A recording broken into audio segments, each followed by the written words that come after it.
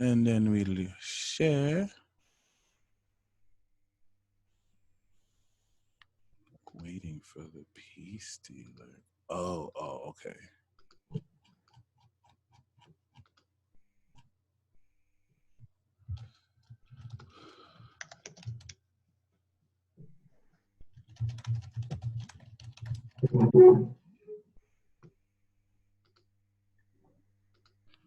All right. Okay, awesome. I got it. Perfect. Sharing is caring. What's up, Nosh? What's up, Just Jade? I see we got some friends and playmates in the building already. Got playmates in the building. Yep. Shout out to Astro Phoenix and Tiffany P. Shout out to y'all tuning in. This is the Divine Trine weekly horoscope. We got Starface, Jay Trizzle, and the dealer in the building. We in this bitch. Thank you very much.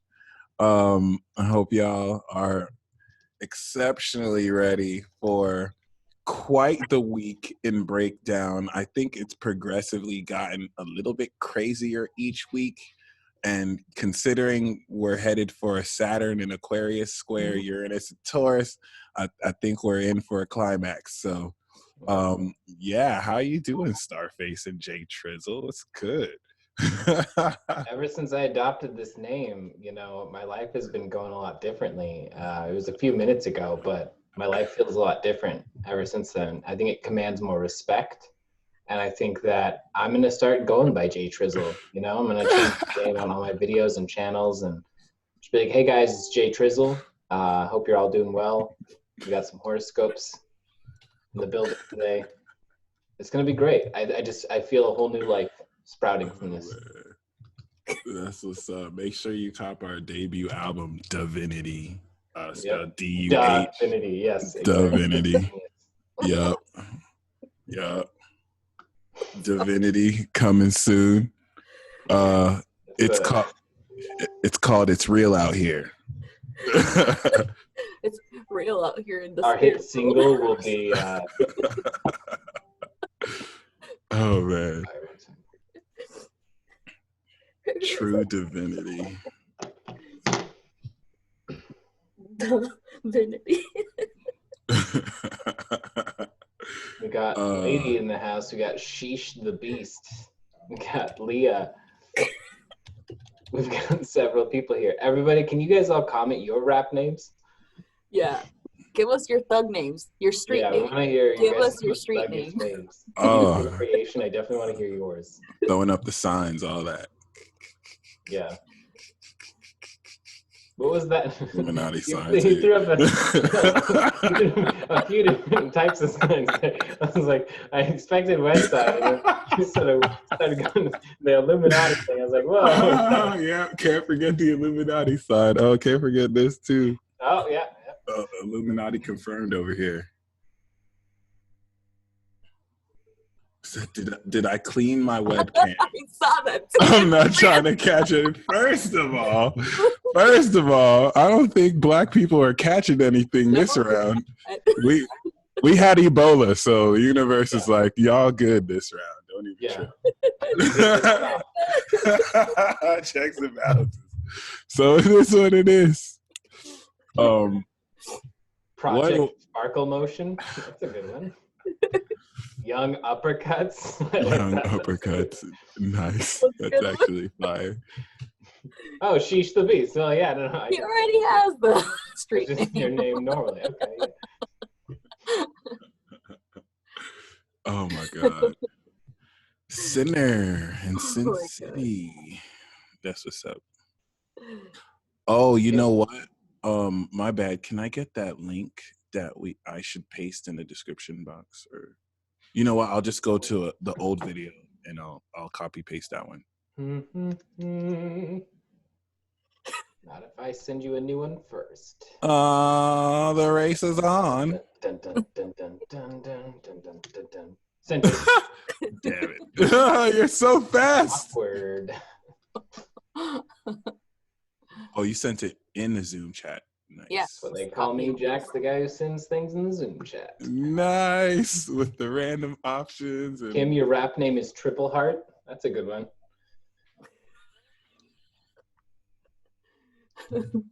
Jezzy Bell. Jezzy Bell in the building. I like that one. I like that too. Nice.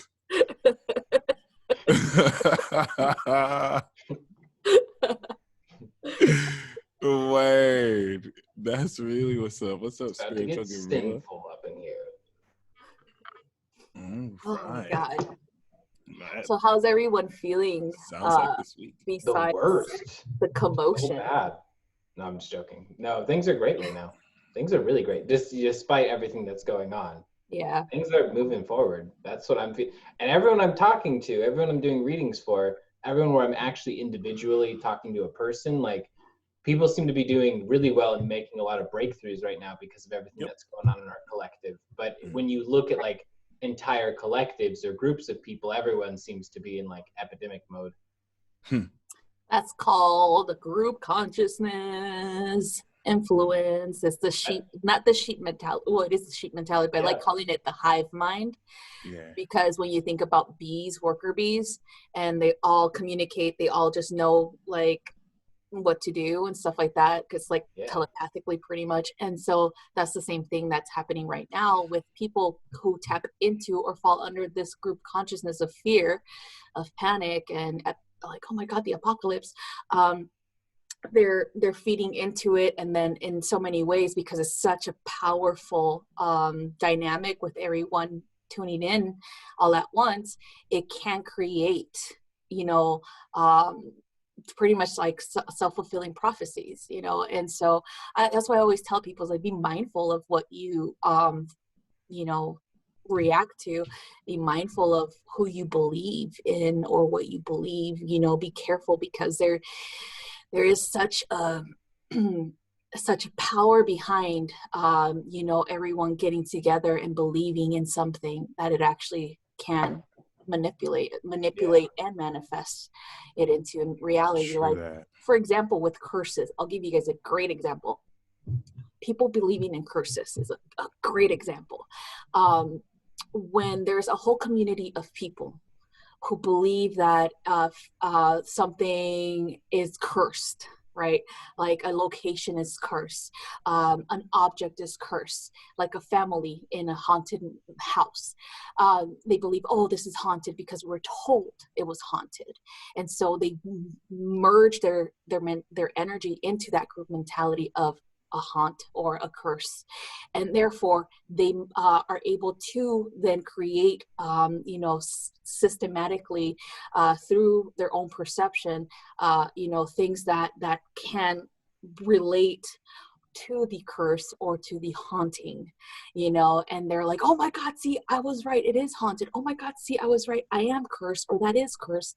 And so this is very powerful thing. It's like humans don't even understand or realize how powerful they really are in their creation, in their manifestation of these things, and so if you put in energy as well as your emotions as well as your mental state into something, it can manifest. And so it's like, instead of us highlighting what's wrong with something, instead of us feeding into the fear, let's go ahead and manifest a better reality. Like, people have been telling this like since the beginning of time. There's a way to manipulate energy.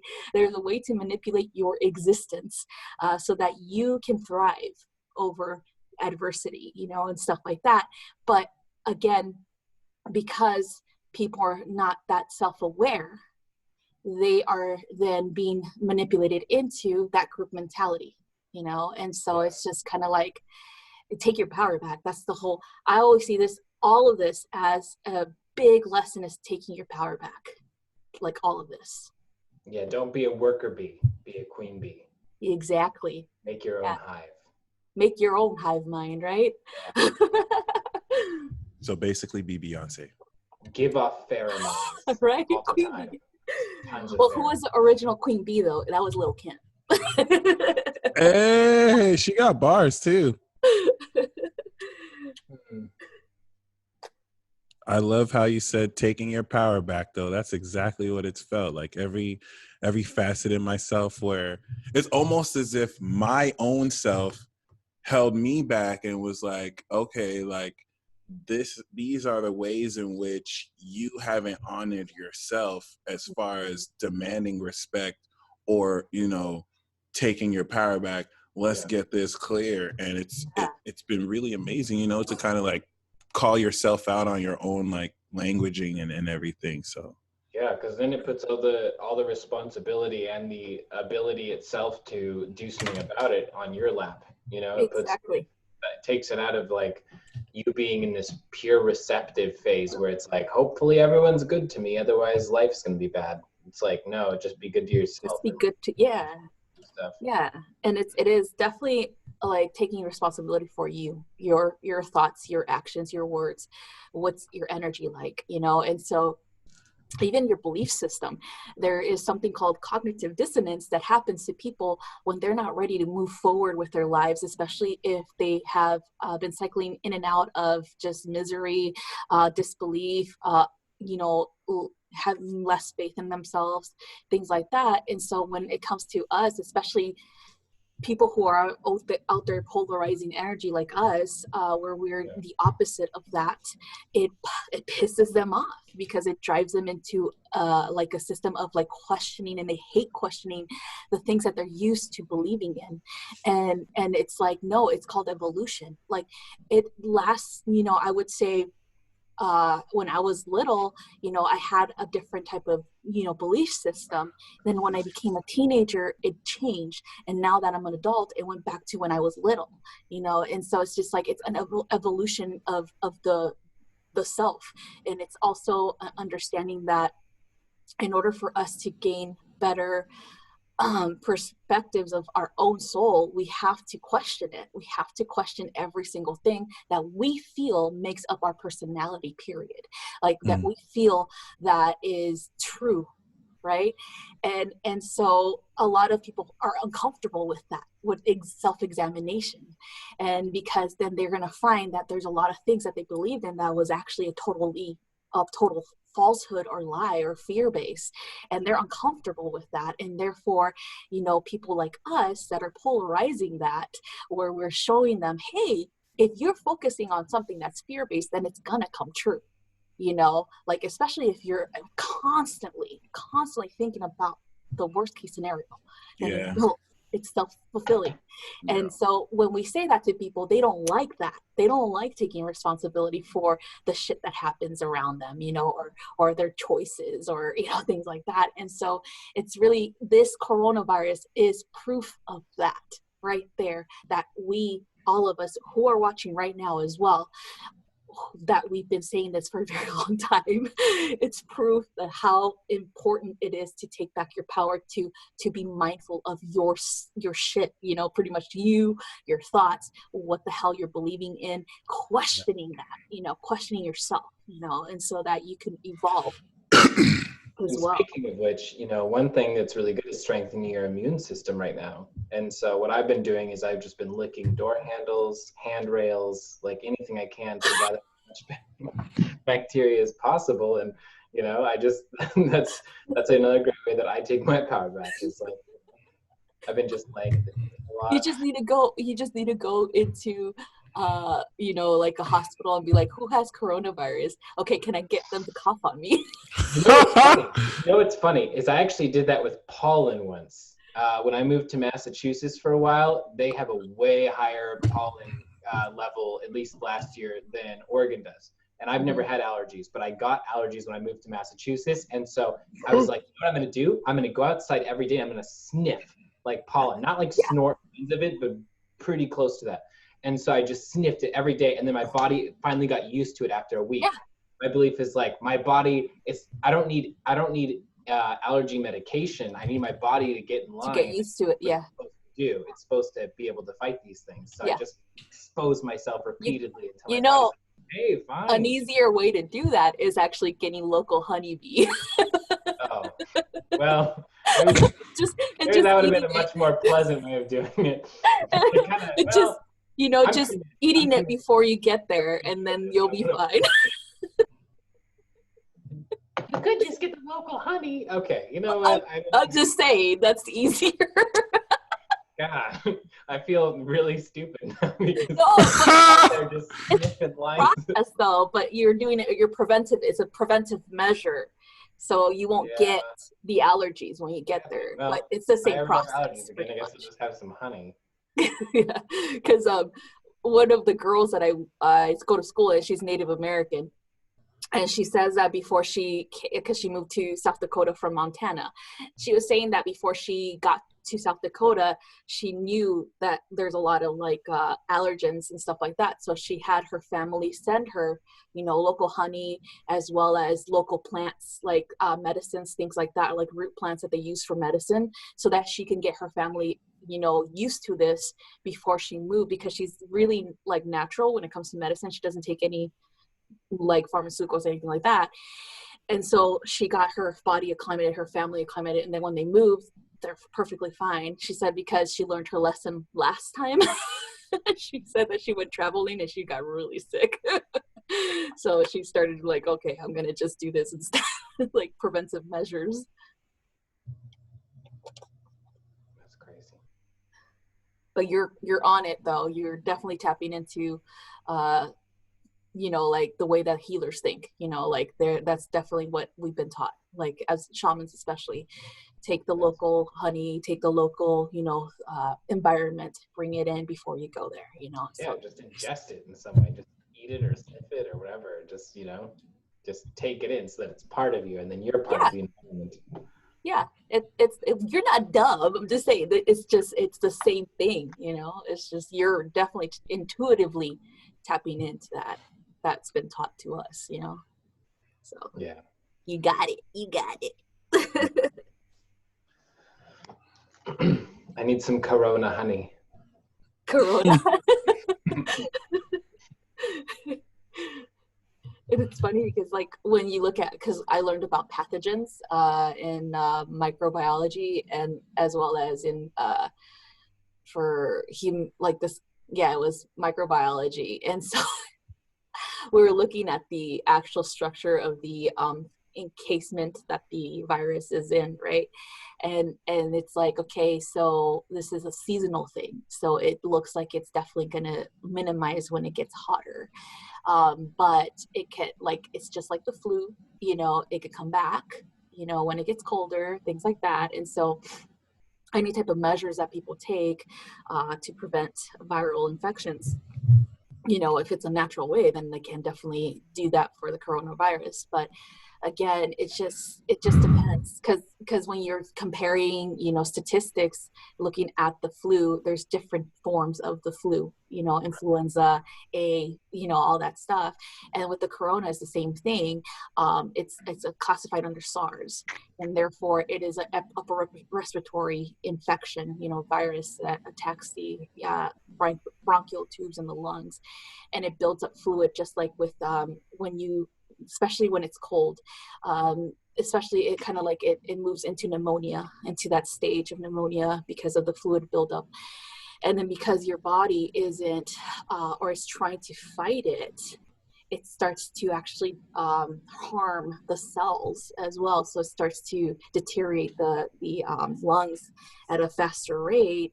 And if there's actual evidence, or there's actual like a you're already infected with some type of upper respiratory issue like asthma, bronchitis, things like that, you're more susceptible to having it spread faster.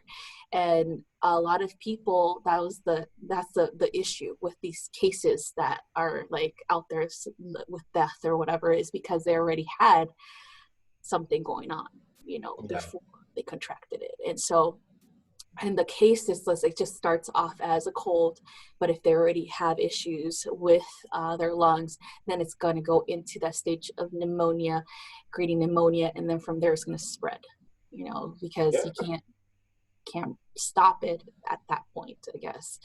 So that's why Italy, for example, is like one of the biggest epicenters right now of the virus spreading there more than it is in China, because they have a lot of issues with people, unfortunately, that have upper respiratory issues to begin with. And So I would just say, I mean, honestly, it's all about, you know, taking care of yourself, period. Like, don't go out there doing stupid stuff like, oh, I'm gonna go, you know, like go into like a hospital and just have somebody cough on me. Like, it's just, it feels like there's just so much stuff that people don't understand about viruses, and if they start learning and start studying, then they'll know that there's nothing to really freak out about. It's just, it's more like the whole, again, hive mind, you know, like they're tapping into that fear, and therefore, especially if they're empathic, then they're like, oh my god, like freaking out too, even though they're gonna be fine. That's the most fascinating part. My bad for interrupting. That's the most fascinating part about like Neptune being in Pisces since 2012. Like the direction the media has taken, the exposure the media has had. Yeah.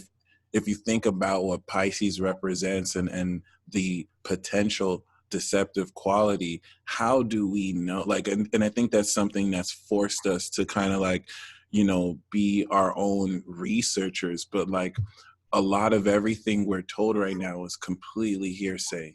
Like for so long, like we can only take the word of the reports we're receiving outside of our own personal experience. So it just makes it so much more fascinating when discerning, like, how could we trust what we're being told or shown? Yeah, even truth is being weaponized. Like even things that are true are being told in such a way that it will push a specific movement. Yeah. From us.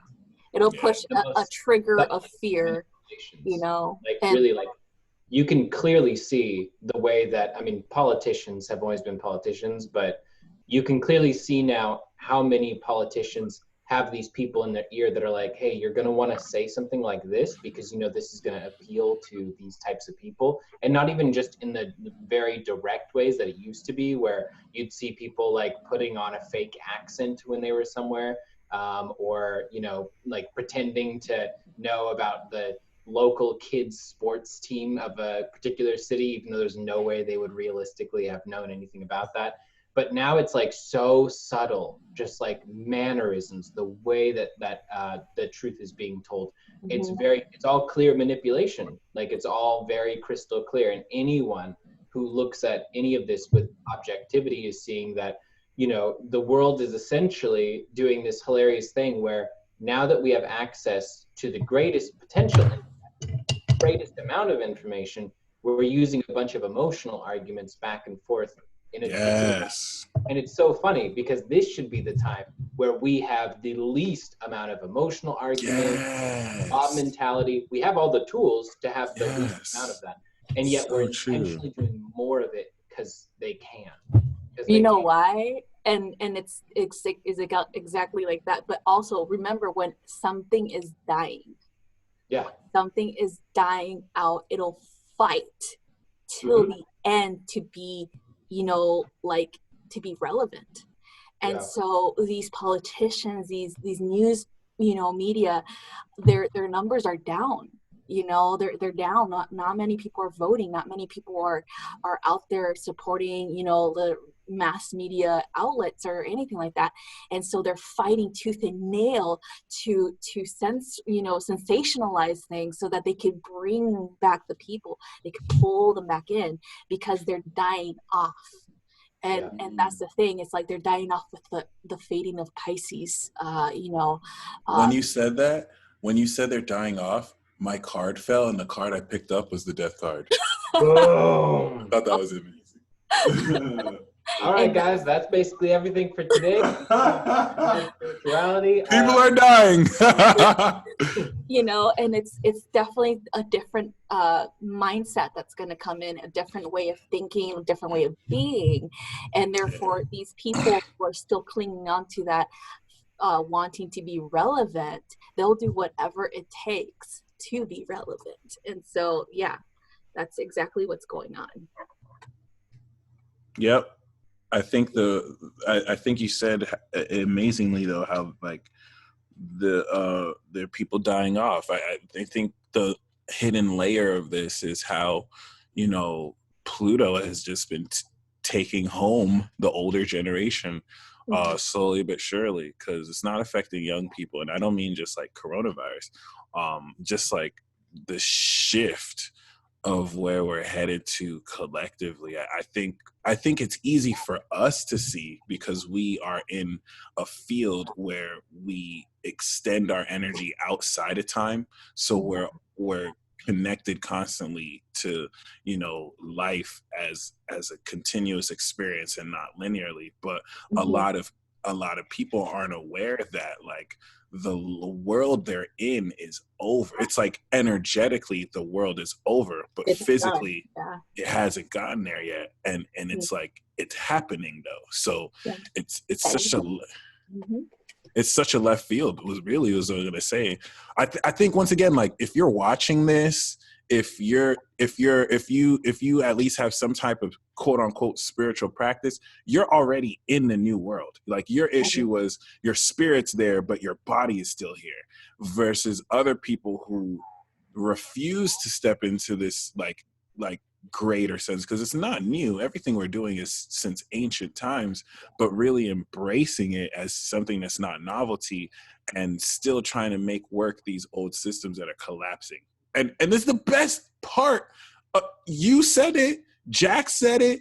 If you're watching this, you said it. We have verbatim spoke of repeatedly of the collapse of these systems for years now, and it's happening.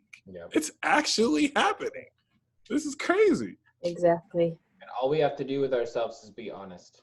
Because if we can be honest with ourselves and we can recognize what darkness really is, and we recognize our capacity for darkness ourselves, then we genuinely have the chance to do something about it and to be able to move past it. And if we stay in that old paradigm where we're trying to think of ourselves as darkness free, no capacity for darkness, no issues like that, then we'll continue to be blind and manipulated by the actual darkness. Because the thing is, it's not a problem that we contain the full spectrum of the yin and yang. That's not an issue. That's part of the way we are, and that's a good thing. And our recognition of that is what can free us and help us find the path between, you know? And so right now in the world, like, the irony of these emotional arguments, this polarity, this light and dark stuff, everyone keeps thinking that the other side is pure light or pure dark. It's ridiculous. And we have to really pay attention to the gray of reality, because reality is it's this mix. It's this perfect mix of what's in between. And it's about identification, and it's about speaking our truth. And the funny thing is, the more honest we get, the more we actually find the real truth. Even though our original honesty is based off of us and imperfect, it becomes the truth over time, because it ends up starting to align more and more with how the world responds to that truth. So it's the time. It's totally the time to be out there and to be speaking about this. Exactly. Oh, I love it. I'm excited. I'm just like, yay!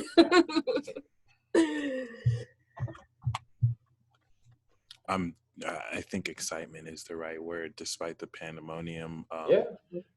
Because ultimately, like, the most incredibly amazing experience, like, it's interesting, even though for all effects and purposes, the apocalypse is here. Like, this is basically what has been prophesied, but like, this is going to bring some of the greatest experiences. It's just, when you purge, you have to go through negativity first. You have to purge out the darkness before the clear is out. But I feel like when people think of apocalypse, they think of the world ending and storms taking over stuff. Actually, the first 3/4 of an apocalypse cycle is some of the greatest shit ever. It's cool as hell.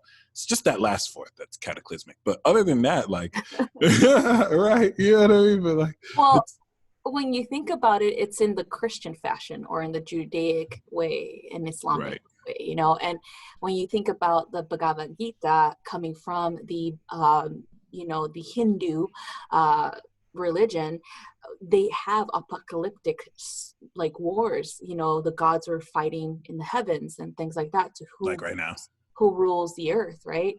And they didn't see it as a bad thing. They saw it more or less like a struggle between good and evil in their mindset of yin and yang, and understanding polarity. That's what the whole purpose was, understanding of polarity and how both can, these things can work, together. And then you think about it in the other stories besides the Hindus. You have in Mesoamerica, you have the creation stories, the cosmology of the Toltecs, as well as, you know, and other tribes in the Americas. There's stories of floods, there's stories of endings of worlds, and there's stories of beginning the world. This is called the fifth sun, the stories of the fifth sun, and that's like in the Mayan tradition as well. And all of these people, they didn't see it as something bad. They saw it as a renewal of like, kind of like rejoice because you're in a new world now. You're a new person now, you know? And it's like, it's only when it became translated into like, and it's, again, the translation is what gets people into, like, you know, in Judaism, translating, you know, Hebrew into Greek, and then from Greek into English. That's when the translation started to be askew. That's when like people started to like just transform it into more of like a fear thing, and things like that. And therefore the stories become that way, and whoever tells the story, they add to it. And so it's kind of like these stories have been around for a very long time, and so it just depends on how what culture takes it in, what, you know, religion takes it in, and how that's going to play out, like how they're going to tell it. And for me and my culture, it wasn't a bad thing. It was like a renewal of the human race, a upgrade of us, you know, from common to fantastic spiritual, you know, beings. And so it's just I don't know, I just think it's funny, and it's fascinating how like there's so many train of thoughts of this, and right, and wherever you fall into, that's what you're gonna perceive, and that's what you're gonna experience.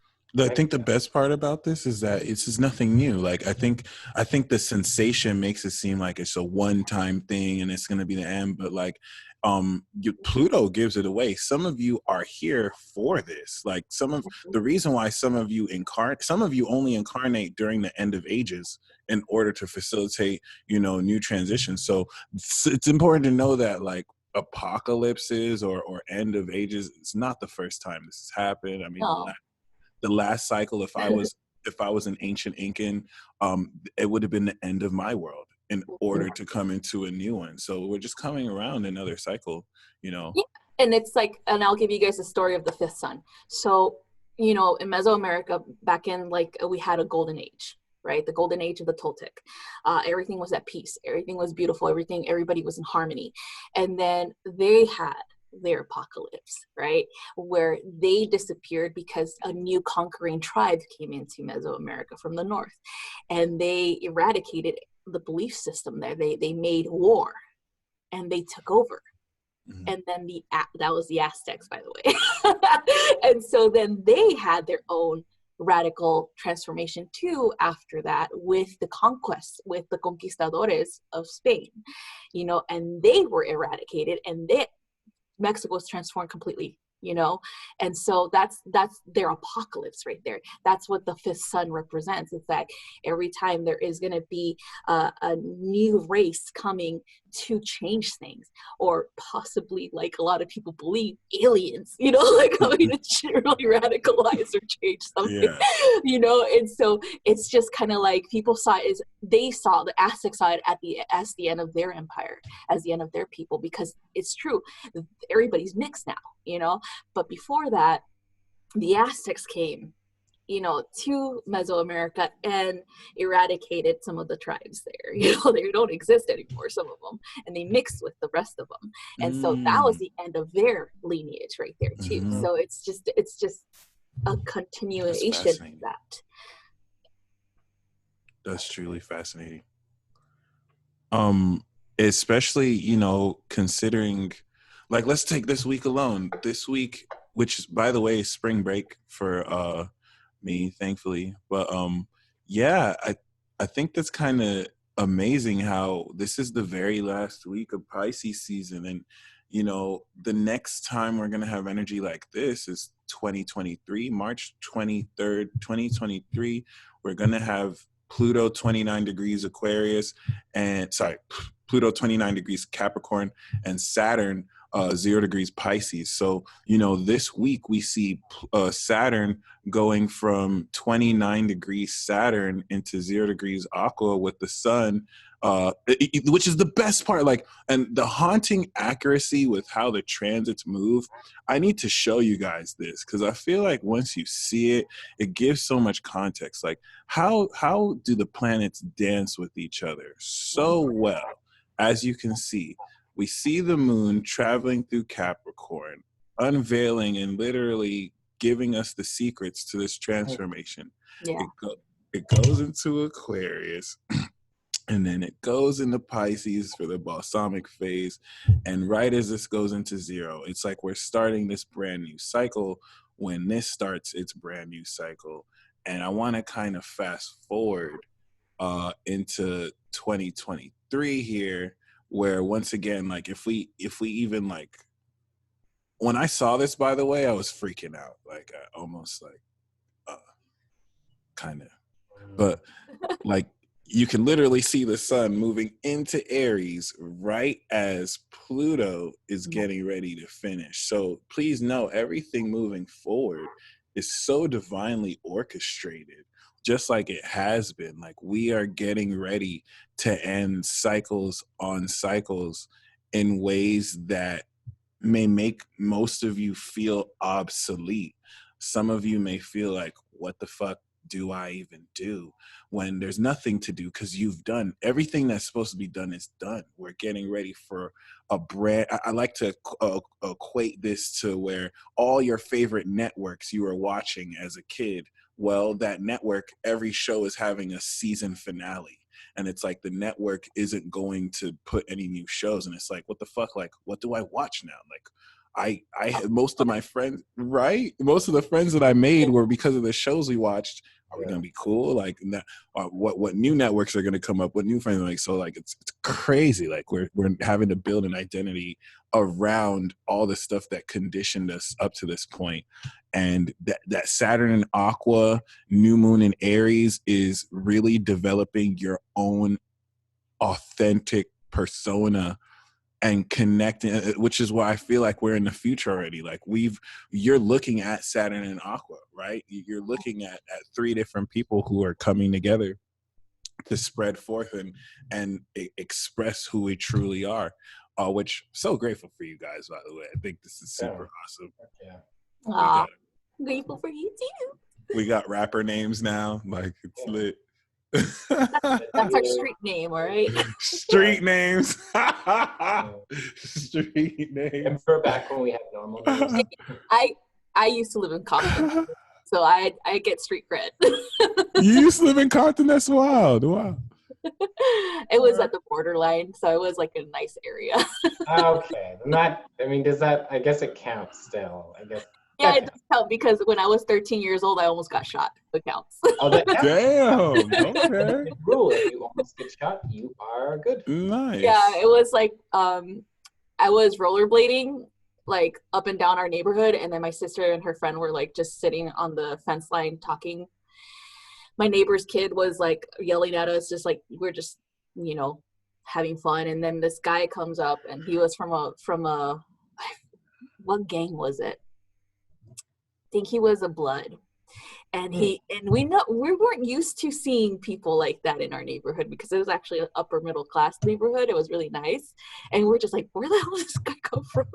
And so he's walking down the street, and he's clearly on something, and he like just starts brandishing his gun, and he's like, I'm from blah, blah, blood, whatever, and I kill Mexicans, and we're just like, oh wow, he had a whole shit. Yeah, we're like, oh shit, is this for real? Like me, I was like, is he really here? I would have been like, did you rehearse that? Like, do you have like a whole right? I was more like, is this really happening right now? And my friend, my sister ran to our neighbor, and and my neighbor was like, oh my God, get Ari. She's like just staring at him like, what the fuck? They grab me. They're like, you need to run. I'm like, oh. They ran up the stairs. That was crazy. Wow. Yeah, I was just like, this is really happening? Like, I was so confused. I was like, this guy is really doing this? Yeah. He kind of sets the bar pretty high. I got to start introducing myself better. Right? Yeah, and I have, they found box him. with, like theme music. I want to have my own music when I introduce myself. Yeah, like, they found him like here he goes, Jake Whistle again. They found him? Yeah, the cops found him at the liquor store laughing his ass off because he was like, I think he was on drugs. That's possible. It's like, yeah, I scared the shit out of these little kids earlier. Like, oh my God, what the hell? What the fuck? For y'all who aren't aware, Jax is a Latin king, Ari is a Crip, and I'm a Blood. And see, we're all coming together. This is gang unity. Look, I just realized that's so perfect. That's so perfect. We're unifying the gangs. This is you know what? That is what the Latin Kings are all about. It's funny because in my family, like, there's extremes. Like, my mom moved away from LA to closer to the Bay Area to avoid that stuff, right? And then my other family lives like South Central LA, and they like, that was like a typical fucking day for them, you know, like without like drive-bys or whatever. And so she didn't even say like, oh my God, are you guys okay? She's just pissed off. She's like, why were you guys out there to begin with? And we're like, what the fuck? Okay, Mom. Yeah, we're okay. She tells my grandpa, my grandma, and then like all the family, and they're like, oh, that's good that they didn't get shot at. Right. That's amazing. Oh my God. Like, I was just like, my family's so like the total opposite. They're so used to that stuff. I'm just like, oh my God. Crazy how like times change and some things stay the same while other things just like completely shift. Kind of like this week. What's your so there's going to be gangs in 20 years? I think they'll probably have a different form. Maybe. Yeah. Maybe the new gangs will be like Boy Scouts or Girl Scouts. Or maybe they're just going to be online hackers. Buy my cookie. Oh yeah, hackers for sure. Because they all get together in their groups and they're like, we have a target and we're going to go target them. You know, like, it's just, that's how they do it usually. Like, or with the trolls, online trolls, that's what they do. They have trolling communities. Like, what the fuck? Trolls are the new gangsters. Damn. The crazy thing is that could be very realistic too. Yeah. I feel like we're headed into a time where like you can Blue's Clues this shit and like just leap into someone's computer screen, or someone can just be where you're at, like boom, locate you, and like it'll really be on site. Into someone's computer screen so bad, that'd be the best thing on earth. Dun, dun, dun, dun, dun, dun. What was it? Blues can too? What was the thing he always rhymed it with? You're right. Dude. Let's see. He made up words. Blue Skadood, we can too, and then you would hop in. Does anyone remember this? I remember Blue's Clues. That was a really big part of my childhood. I was too old to watch that. You guys are like younger than me, so we're like slightly a minute or two younger. No, you're Blue Skidoo. Blue Skidoo. That's what it's called. That's a made-up word, right? There's no such thing as skidooing. Otherwise known as skidooing. It's a common action. Actually, it is. Wiki confirmed. You're telling me I can start using the word skidoo all the time? Oh God, this is so Pisces. Yeah, I'm gonna skidoo over there really quick. Just go check out the scene. The skidoo. As we close out Pisces season, you will learn how to skidoo. This word back with a full vengeance. I'm gonna be using this. Lurking on your ex's Instagram page, just skidoo in one of her pictures today. Over his. When you just said that, I thought about like the phrase skeet. Oh my God. I'm not gonna skeet. Skeet skidoo, skidoo skeet, nice. You're gonna go skidoo and skeet. You're gonna skeet skidoo over there. I'm not gonna go around saying that. I'm gonna say skidoo. I'm not gonna say I'm gonna go around. First I skeet, then I skidoo. Oh my God. All right. Skidoned. Oh my God. Skidon't, right. Yeah. Oh, that's good actually. I'm gonna borrow that if you don't mind. I'll give you credit, but third eye activated, skidoned. Skidoned. Skidoned. 32 skidoo. Okay. Wow, I love how we just started talking about skidooing. This is very Piscean. Yeah. And I'm gonna try and use it in dead serious, like Yeah. sentences as well. I'm gonna be like, yeah, I gotta go skidoo over to this funeral over here, and and just have people be like, oh, like I can't laugh because he's saying it's about a funeral, but You like, gotta say it same serious time, what the face. fuck are you doing? What? You know, blue skidoo? Oh, Yeah, blue skidoos, and I as well can. Be like, okay, that doesn't rhyme. You should look at him serious, like, you can't skidoo? You've never done it before? Like, it's something everyone does and shit. Yeah. Go like this a bunch of times, and then you just fly into it. Oh, you haven't been initiated. I'm sorry. Forget I just took. Here, look at this camera. Flash. Oh my God. All right. You guys want to do the weekly? Yes. And this week you will skidoo to a very magical place. We should All just. right. We're coming out of a portal. No, we have another pick a card to do. What type of skidooing are you going to do this week? Yeah. You got to try your best this week. You got to be serious. Oh, actually, you will have to try your best and be serious? Holy shit. Okay. What are you doing? Which ones are you doing? That's a great question, Ari. The answer to your question is Earth. Okay. What are you doing, Mike? Fire this time. I don't think Okay. I've had fire. I'll do water and air. I guess I need that. I guess I need my emotions. Who?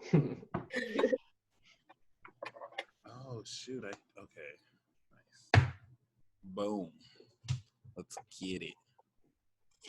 All right, fire signs. As I do this, I want you to focus on a desire or everything you desire. And if you don't have fire, if you're not a fire sign, you can still bring up the fire in your chart.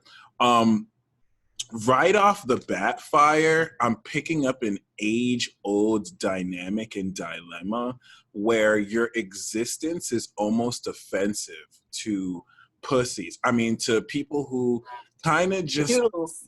you know, it's almost as if like they're mad you shine in the first place. Fire, if you're feeling this urge to apologize for being vibrant, for being you should probably be more of what is irritating other people, because you are an active agent to expose what is inside of these people. They're triggered for a reason. You're not Earth. You're not here to really live by the norm. You're literally here to fuck shit up, because what does fire do? It burns, right? It illuminates. So keep that in mind. I'm picking that up heavy. It's like you're just minding your.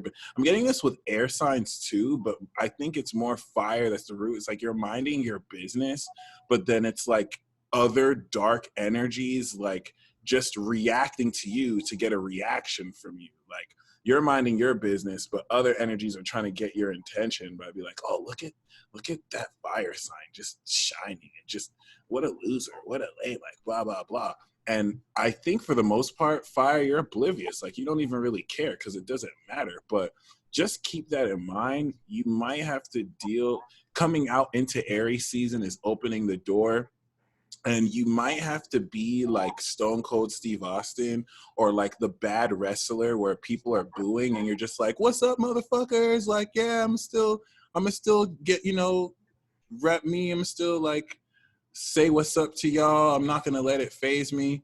Another thing to keep in mind is that like you're dealing with people who like you, but the politics don't allow them to like you. So it's like you're dealing with people who like on in public they may not act like they like you because they're trying to get in play with someone else who may not like you, but they actually really like you. So you're about to see these politics kind of fall under themselves when real always wins over fake. So I'm saying this because certain people this last yearly cycle who weren't talking to you are going to start talking to you, they're going to give you a lot of tea. They're going to give you a lot of dish and be like, this is what this person was saying about you.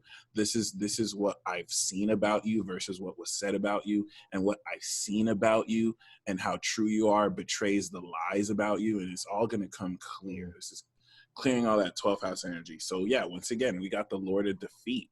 5 of Swords is this miscommunication. And see, the reason for this miscommunication energy is you're scaring and terrifying people. You're triggering people. You're not living in the way that other people want you to live. So now they're making up reasons, excuses to dismiss your character. It's all bullshit.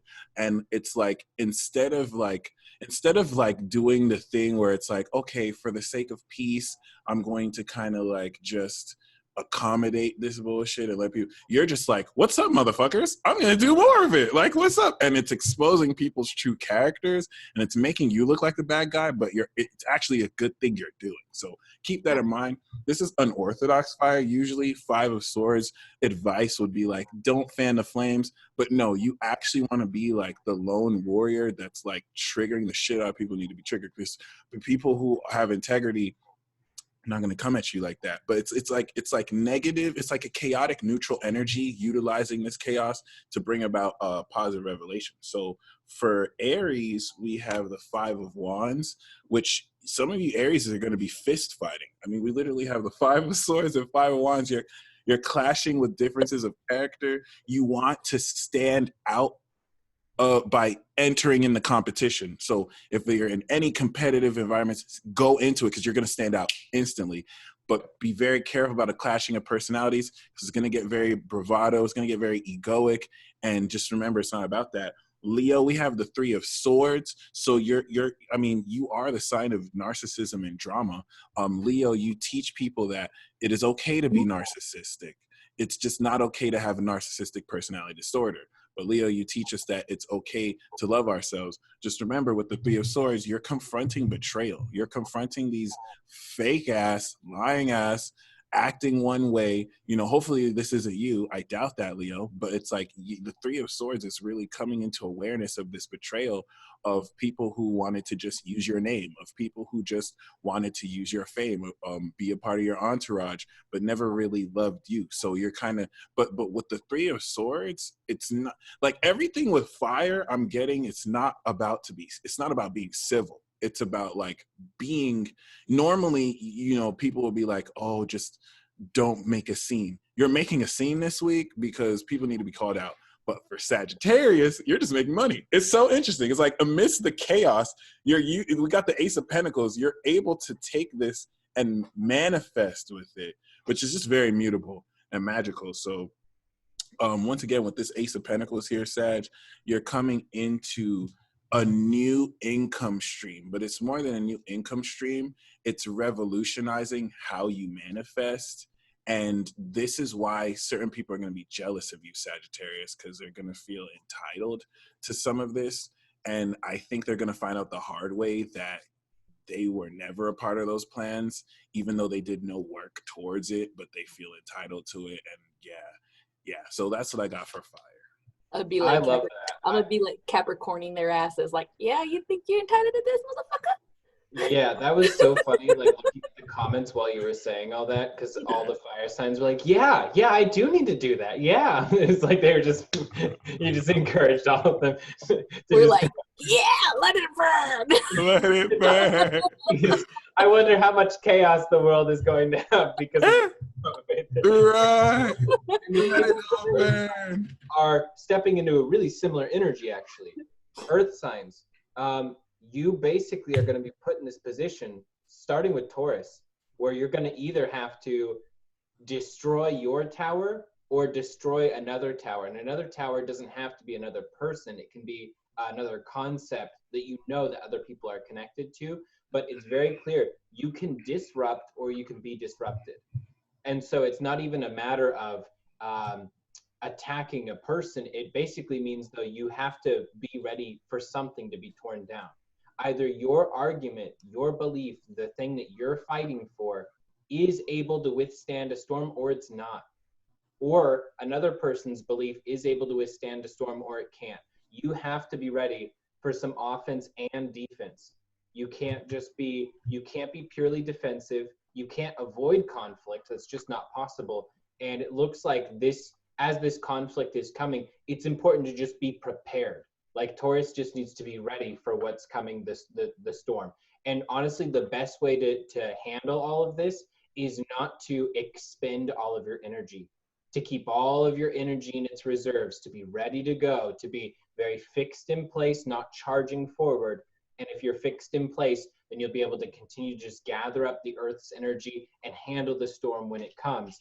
As far as Virgo, though, Virgo has judgment. So Virgo, you're going to have to start being really honest about how you see the world and how you see the people in your life in it. You have to be honest about when there's other people in your life that you don't want to cause problems. You don't want to basically create an issue where there wasn't one occurring naturally. In this particular case, you're going to have to speak the truth, whether or not it causes problems. And the irony is, it actually causes less problems than you imagine. In your head, you look at the million ways that this could manifest into a problem after speaking out. But the thing is, it is your truth. And if any of the people that you love really have a problem with what it is you value and what it is you believe to be true, then they're kind of revealing to you if they really care about you or not. Because the thing is, you don't have to agree with everyone that you care about or that you love. All you have to do is respect the fact that they are an adult and they get to have their own opinion. They get to have their own belief. And if people can't give that to you, then that means they don't love you because they don't respect you. And respect is such a powerful cornerstone of love. The ability to really hear someone out and be able to listen to what they're saying and not necessarily agree with it, but to understand where they're coming from. So understand where you're coming from, be honest about it, and then be extremely vocal about it. And don't worry about the consequences. And as far as Capricorn, hilariously, once again, the elder sign here, they're separated from all this. Like for Capricorn, it's like isolate yourself, take a bit of time, like focus, rest, let yourself rejuvenate, create stability. This is all about mental health for Capricorn right now. Capricorn needs to understand that there's so much good and so much difficult energy that's all charging up at once and creating all this static electricity that you've got to be able to really listen to what the universe is saying, worrying about things happening in a methodical pattern.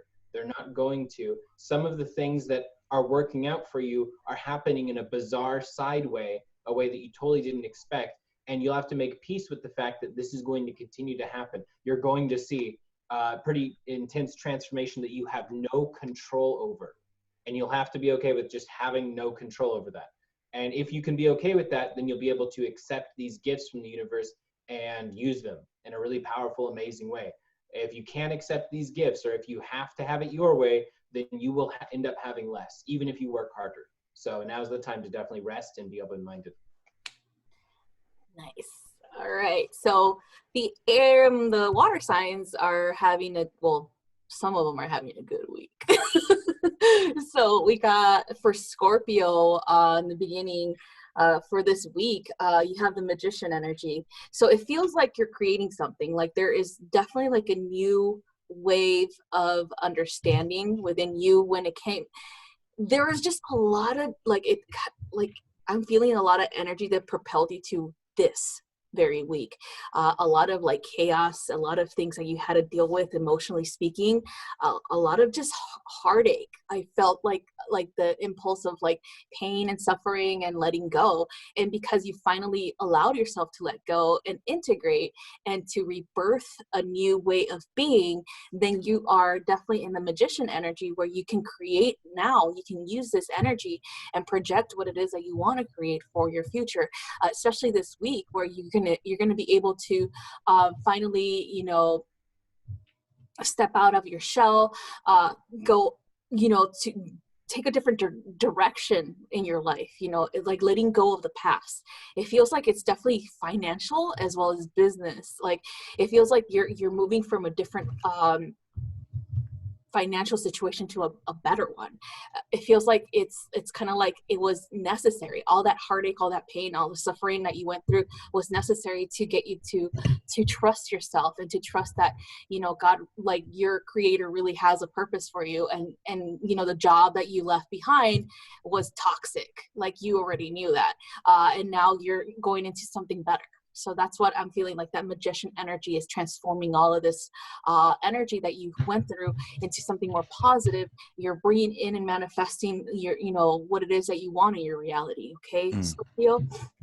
So the next one is Cancer, and Cancer is in the same boat, where the Three of Ariel, which is the equivalent of the Three of Pentacles. And so you're definitely stepping into something that you love to do. You're definitely moving into a situation. It feels like it's a combination of family and career, where you're finally at peace and balance. You're being able, you know, you're able to balance that, both the career and the family life, where you're just like, wow, this is actually working out for the best. You know, all that stuff that I went through has propelled me to this very moment where I'm finally accepting the facts that I deserve this. I finally accept the fact that I do deserve, you know, love. I do deserve abundance. I do deserve, you know, all this peace that I have right now. And so it feels like there's definitely a change in mindset and career, and you're expressing more artistically, like you're expressing your emotions in a more, it's a healthier way, I would say, because it's like they're saying like creativity, art, and all this other stuff is coming and it's flowing out of you. And so you are creating something very beautiful with the emotions that you've had, with the, you know, all of the stuff that you went through as well. So it's definitely you're out of the storm for Cancer as well, just like Scorpio. You go, Cancer. So for Pisces, you're still a little bit in there for this week. Pisces, it's time for you to see what Cancer and Scorpio did to get themselves out of it. Ask for some assistance, okay? Because this is the Five of Michaels, the Five of Swords. You need help. Okay, it's okay to ask for help. It's okay to just be like, you know what, I really feel that this isn't for me. Being honest in where you are in your life, especially if something's not working out, especially if it's a relationship that's not working out. Like there's this thing of you needing to be honest, because as soon as you move away from the storm, and then you go into, you know, much more happier and more, you know, like happier, you know, new beginnings and things like that. It feels like there is a lot that doesn't serve you, Pisces, that you just need to let go of. And it's okay. It's okay. You shouldn't feel guilty with being honest, with letting go of someone, with letting go of like a career path that you thought that that's where you were headed. And now you're thinking about it and you're like, no, this is not it. This is not for me. You know, it's okay to move on. You know, consider your feelings, consider yourself over other things. Okay, so this is what it is. It's like it's time for you to finally let things go, so things will get better for you, Pisces. So that's what I have for the water signs. And we're gonna do air. Just need a shuffle. Let's see. Okay, I'm hearing Aquarius first. And then Gemini. Ooh. And then Libra. Ooh, you guys have good cards this week. Let's go. All right. Go. So for Aquarius, you got the Nine of Gabriel, which is the equivalent of the Nine of the Nine of Wands. And so this being said, it's like kind of like your determination to move forward from, you know, being in the shadows, I would say, into the light, like being in someone's shadow and being like that supporting role and moving forward and finally into like a leadership role is really important for you, Aquarius, because you know internally that you don't belong in the shadow. You don't belong as a sidekick. You don't belong behind someone's, you know, and helping them, you know, be glorified and things like that. It feels like Aquarius is finally going to be like, I'm stepping into my light. I'm stepping into my leadership role. I'm here to assist. I'm not here to continuously be, you know, in the back burner or be the second thought to someone. And it also there feels like there's a positively kind of like a humanitarian trigger to this, where you're going to be given a project. You're thinking outside the box with these projects. Therefore, that's what gives you that ability to be in that leadership role, because no one else has that same mindset. No one else is going to think of these ideas but you, Aquarius. So that's why these opportunities are coming for you this week, for you to finally shine. Okay. All right, the next one is Gemini. So the Four of Ariels, the Four of Pentacles. So this is definitely like you receiving as well as giving, because you have more than enough financially speaking. You have a lot of love. You have a lot of like, just, it feels like communication is really important. It feels like you've communicated your wants and needs to the universe, and bam, the universe is bringing them in this week. And so it feels like a Gemini is going to get like either a flow like of abundance in many, many ways, like either loving relationships, possibly, you know, why I'm hearing this, I don't know, maybe there's somebody who's pregnant who's watching. They don't know this yet, but I'm hearing pregnancies for Gemini women. I'm also hearing financial abundance, like in monetary gain, like a flow of abundance, like a big one. Like they're going to be like, holy shit, where this came out of nowhere. Holy shit. Like, it's just, you're just manifesting this because you asked for it. And all of a sudden, bam, here's the universe giving you your credit back. Here you go, man. So this is awesome. All right, so the next one is for Libra, the Knight of Raphael. And this is the Knight of Cups. So this one, it feels like a commitment coming up. Like a romantic commitment. It feels like there is a possibility that you are going to be running into someone new. It also feels like for those who are in a committed relationship as a Libra, it feels like the spark is going to reignite. There's going to be a deeper emotional connection with your partner. I keep hearing babies too for you guys. It just feels like you're creating, like a creation, like energies combining together to create life. Energies combining together to create or manifest the life that they want as well. And also for those who are single, you finally finding someone that you can definitely see yourself with. Like you can definitely say like, hey, you know, this person is actually, you know, reputable. They're not crazy. And they're really laid back. I like that. You know, I can see me hanging out with this person for a very long time, you know? And so it feels like that new emotional connection, it's going to be a deeper thing for you guys this week. So that's what I have for you guys.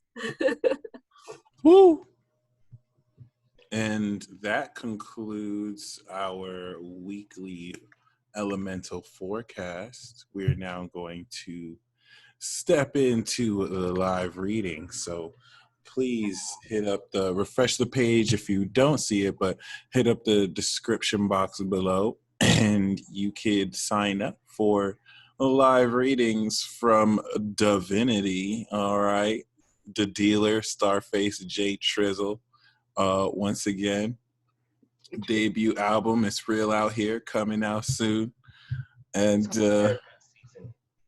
Babyface Gang. It's real out here in the spirit streets. Oh yeah. We've got Kim Yancey's first, then Andrew, then Zach, and then Patricia. So if you guys can just comment your questions if you have them. If not, we're going to go ahead and do general. And just so everybody knows, we're going to be live for about 40 minutes more or so. So if there's anyone that gets readings after the fact, we're going to just impromptu plan another live so that we can do your guys' questions, or you can just wait for the next time. Either way is fine. But we're going to be live for about 40 more minutes or so. So first, and what kind, is it a channeled or card? for the first one? We've got 1 card readings open, and we've got channeled readings. Kim's first one is the channeled. Channeled. Okay, awesome. You got a question, Kim? Because if not, we're about to channel all over the place. I'll be like all over your energy right now. Just kidding. Ari's gonna be up in your face. All up in your energy. Yeah, all up in your energy. Can you feel me? It's like aggressively creepier. We're sort of. Oh, damn it. Kim's probably like, what the fuck?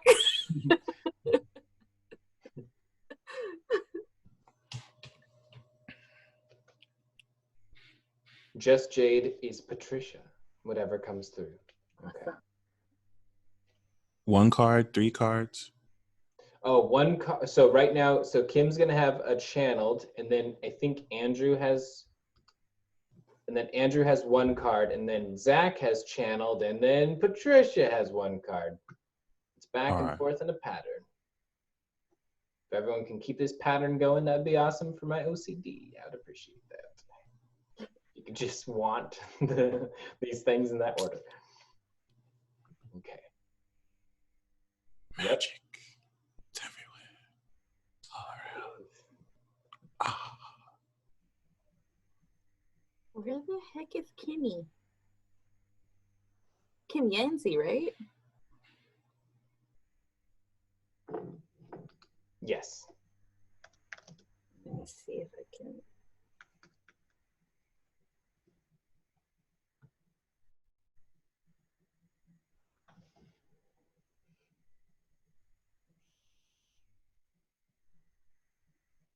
I saw her earlier. I know she's feeling a little bit under the weather. Kimberly, so okay. Get it off. Can I start hers first? Yeah, well, apparently you're starting yours because you're all up in her energy already, so. I'm not. I'm just messing with her. Literally, yeah. But I'll start her first. I'll do a quick eval and let her know what I see. And then you guys can like pick up whatever you pick up from her energy. Where is Kimmy? So we can start this.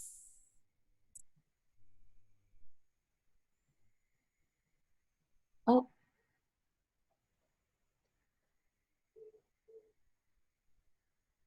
You're welcome, Nessa Sin 22. Yeah, Tino, I'm quadruple Libra. Mr. Peacerdealer over here is Gemini, and Ari is, of course, Sagittarius. Of course, like it's a bad thing. He's so clearly Sagittarius. Clearly. Look Sagittarian all over the place.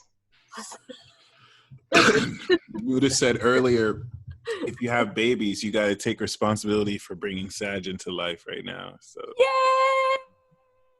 Baby Saggies!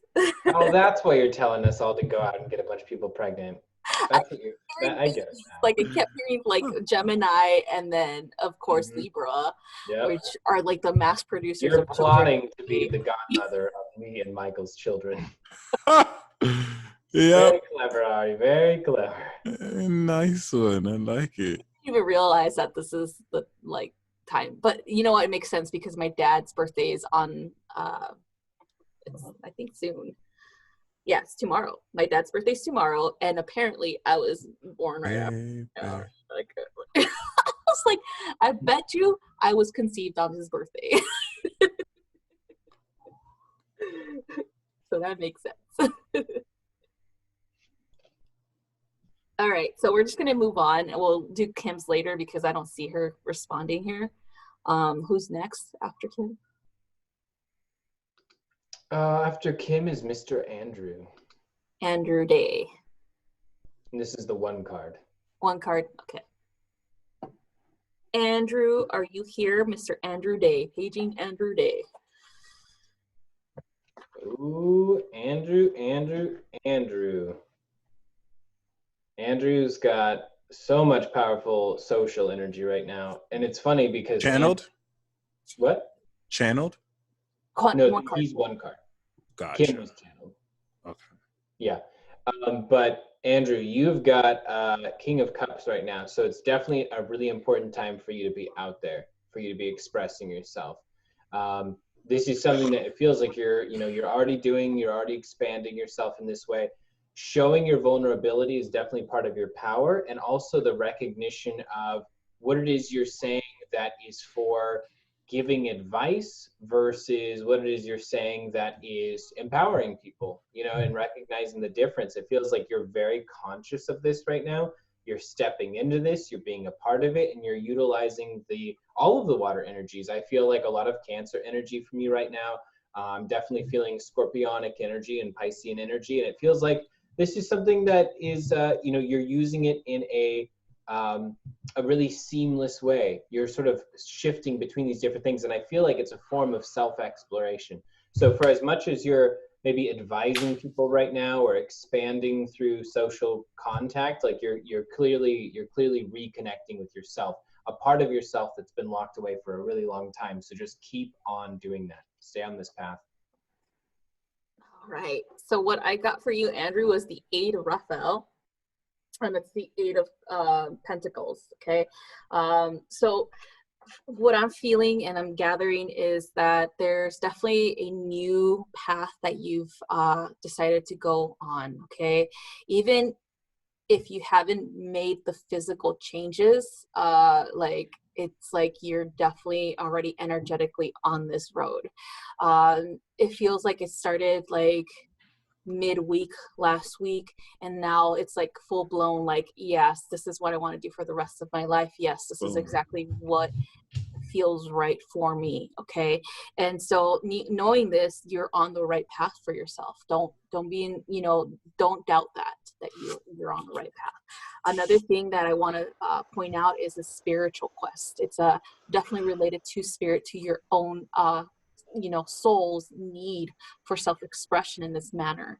And like Jax said, tapping into yourself, tapping into your own guidance as well as emotions, how you express them is really important right now for this, especially the way that you can help people heal through that expression, help them heal through understanding your empathy as well as your abilities to pick up on cues, emotional cues, and the language that they use to express themselves, as well as the mannerisms.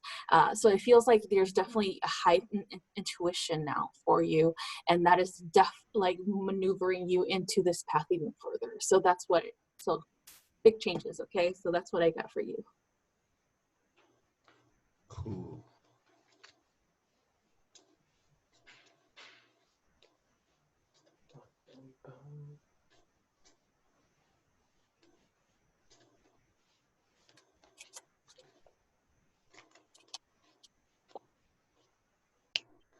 So what we got for you is the universe. I kind of feel a lot like what Ari said as far as like realizing something you're willing to do for the rest of your life. When I met Jax, that was I don't know if it's the first time I met you, but like that was the card that he pulled, the world, and the energy I got with that was just like manifesting all your desires in the physical. So you're graduating at this period. All your life's experiences are getting ready to step you into the next level. And in your case, I'm sensing that there's certain doubts that have impeded your progress, not because they're real, but because you've respected certain energies, insight, that haven't been able to see into what you can do. So it's like as soon as you and it's not even in a sense where like those doubts are hurtful.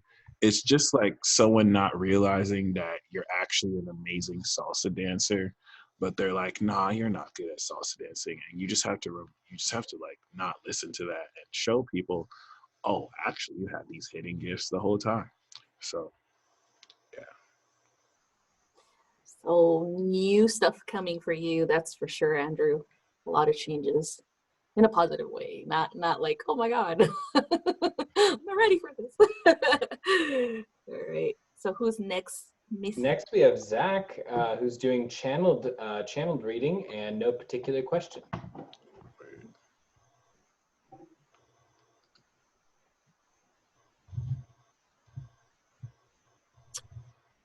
So Zach, let us know if you have a question or not. We're just going to start doing your reading.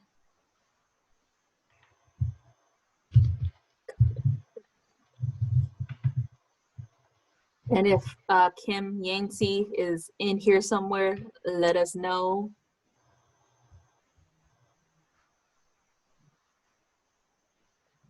I smell food. Grandma's making food. Oh, there's Kim. So Zach, let us know if you're here. If not, we're gonna do Kim's real quick.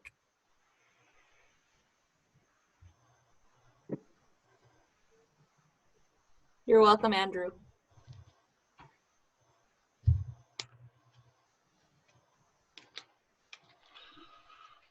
Andrew, right off the bat, I'm getting that you have a double-edged sword in your heart. You love way too hard, and this is actually the best thing about you. And when I say you love too hard, you can actually be like quite grounded. It doesn't mean that you have to be passionate, but it's like because you've loved so hard, you have also exposed a darker side to people that is devoid of reason. So it's not like I'm gonna avoid this type of person, I'm gonna avoid that type of person. It's like your insight has opened up a harsh truth that has now subconsciously made it hard for your heart to love because it knows instinctually it's gonna get hurt in some capacities. So I'm not trying to say this into saying that you're afraid to love, because you're not afraid to love, but it's this philosophical dynamic and dilemma where it's like, even though your third eye is showing you, here's an example. It's like you've learned that no matter how much you show positivity towards certain groups of people, there's going to be evil as fuck. And it's like you've learned now them having that darkness shouldn't stop you from loving anyway, because that's what your love is going to transmute.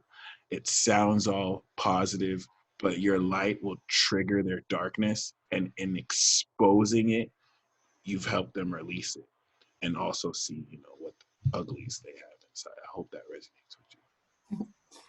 All right, so Zach is here. He says no questions, just y'all rock. Thank you. And then we'll do Kim, because Kim just general as well. So first we'll do Zach and then we'll do Kim. So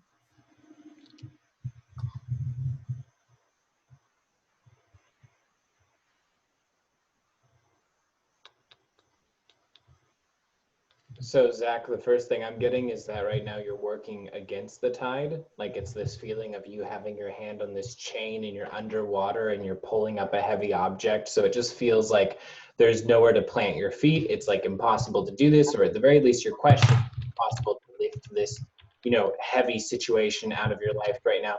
The thing is, it's absolutely possible. It requires that you continue like going against the tide, that you continue swimming. But essentially right now it's all about persistence.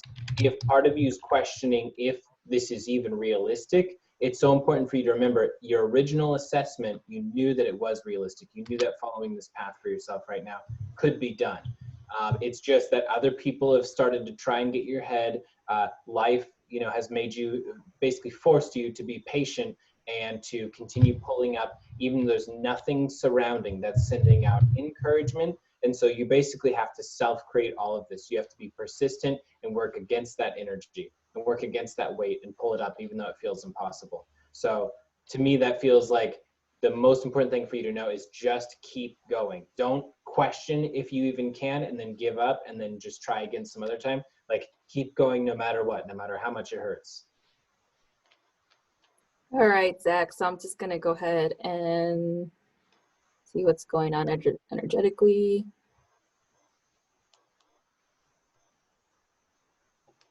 Okay, so one of your guides is actually nearby, and it's a feminine energy, and she just popped on saying the polarization of masculine and feminine is something that you need to work on. So kind of like they're showing me kind of like this line and like going, all the way down, like kind of splitting your body in half.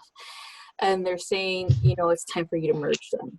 So with the merger, that means emotions as well as logic need to be merged. There seems to be like this displacement of energy, like there's a heavily emotional energy instead of logic at this time. It doesn't mean that you can't go into the logic side of things, but it just means that for some reason right now on your path, you are connecting to emotions deeply. There seems to be an alternative energy rising as well, and it's a feminine energy, and your guide is saying this is the cause of it. This is the cause. It's a kind of like a mirror reflection of what needs to be addressed emotionally. There could be a woman in your life that is triggering these emotions, it's triggering your need for evaluation of them, okay, and understanding at a deeper level. There is no weakness in emotion.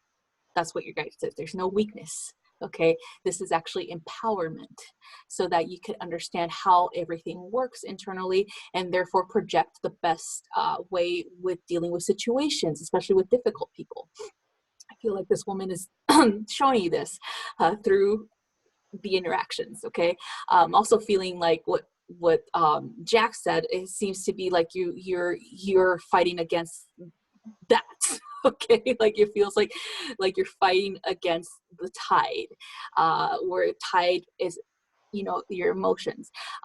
Also feel like one of your guides, she's definitely helping you with this because she's feminine energy. She's helping you understand that this is empowering. Okay, when you understand your situation better, your emotions, and you connect them in a deeper level, and like even using your logic, your masculine side to assist you with this, then that's when you start to balance. That's when you start to let things go. That's when you start to merge completely the masculine and feminine, and understand that this is just something that needed to be balanced. This is just something that was showing you something that was off, you know, and time for you to evaluate so that you can help other people that are in similar situations eventually, with their own, you know, with their own emotional health and mental health, you know, things like that. So it feels like you're heading in that direction. That's why you're going through this stuff right now. So that's what I have for you, Zach.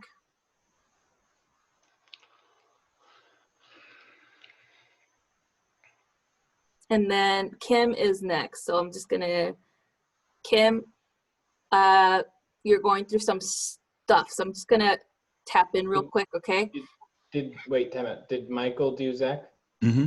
Yes. I did it first. Yeah. Appreciate you.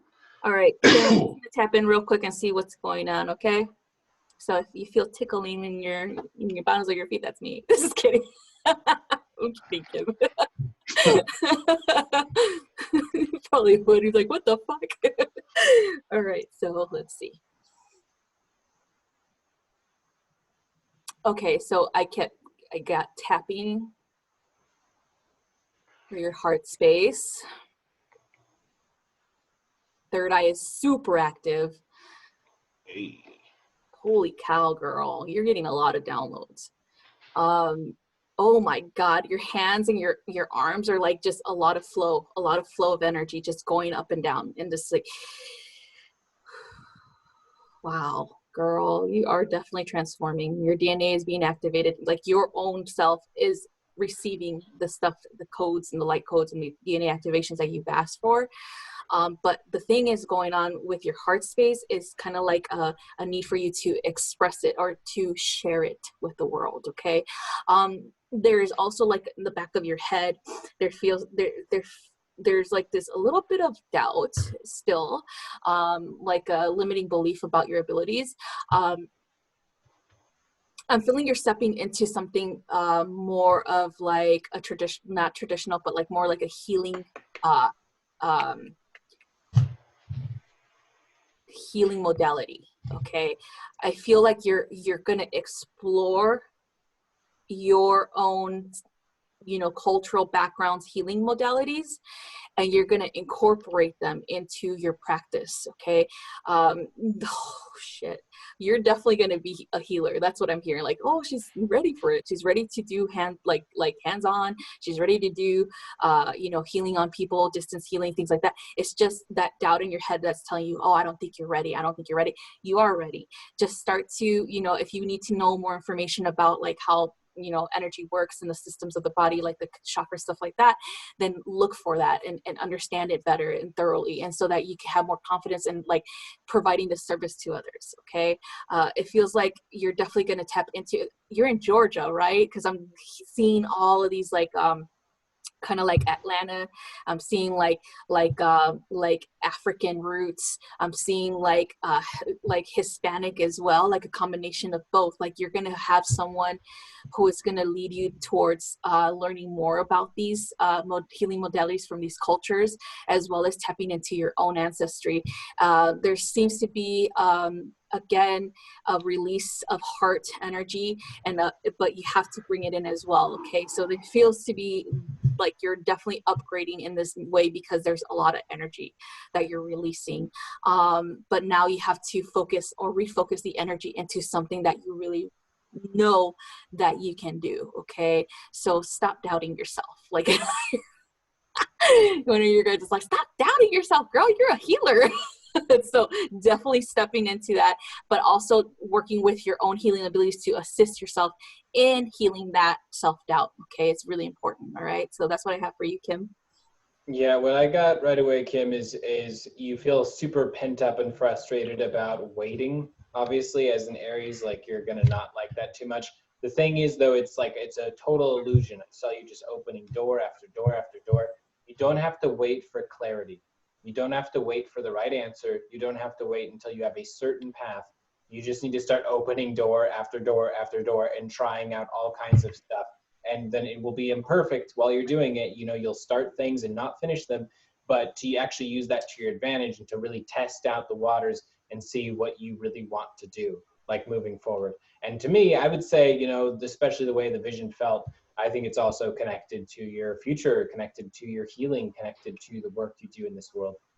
Mm-hmm. Just channeled, right? Yeah. I see a very magical and majestic horse, kind of like in the children's shows, but also kind of like in a science fiction narrative. It's it like has like rainbow tassels. So it's like a white horse, but it has like rainbow, not wings, but like tassels or whatnot. And I'm seeing that this horse is a symbolic representation of almost like a rainbow bridge. It's like it's a totem that appears with you, but it doesn't show up for anyone who isn't pure-hearted. And in fact, I'm seeing, okay, so like when you deal with pure-hearted people, the horse shows up, and them seeing you in their life is an actual totem that they're getting ready to come into the next level. Not a career breakthrough, but a breakthrough of happiness and love in life. And so it's like I see this horse taking their spirit and escorting them across the rainbow bridge when their souls are. So be very mindful if you're dealing with anyone who doesn't have integrity. Maybe you might not know this, but they'll start to be fidgety in your presence, because now that white horse turns into like a black horse that almost looks pale and malnourished, and like starts to like get at that person's soul, to not just judge them, but to take them to like, I see them almost taking them to a purgatory like space, or entities attached to this individual to like a purgatory like space that's like, it's not like eternal damnation. It's like a period where they go through like a series of cycled lessons until they get over their own selves and stop being assholes, and then they learn through it. So the thing is, this could happen in a simple conversation with somebody, but just keep in mind, because those with low integrity, they're gonna dip, they're gonna be fidgety, or they're gonna avoid you. And it's not you they're avoiding, it's your horse friend that is not playing no games. It's almost as if like they escort. And it's so weird to say because this is happening in a spiritual sense. So they still have their physical lives, but like, yeah, you're escorting people to like heaven and hell. It's amazing. That's great. That's like your vision is like an amalgam of like 3 different spiritualities. Like that has like a very Norse tone to it with the bridge, and then of course a biblical tone to it with the 4 horsemen. And then there's some other, I can't remember. I don't think it might be Native American, but there's another culture here. It's either Chinese or Native American that matches that as well. It's like what you just said was like an amalgam of all 3 of those cultures together. Awesome. So She said cool. she has that spirit guide, the horse. That's amazing. Yeah, it's a fly ass horse too. You're a metal horse too, right, Michael? Yes, sir. Metal horse. Metal horse gang. Metal horse all day. That's what's up. And Ari, what are you? Or what? The Chinese rat. Metal rat? I don't know. Let's look it up. She could be metal rat, right? 1984. Metal rat. Okay, that's the same year as David. Yeah. You guys are born in the same year? Yeah. He's just 2 months older than me. Wood rat. Wood rat. You're a hood rat.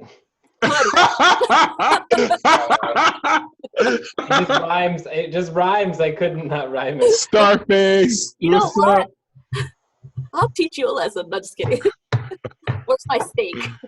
Where's my steak? Over here, I'm in California. Can't stop me. It's the year of the rat, by the way.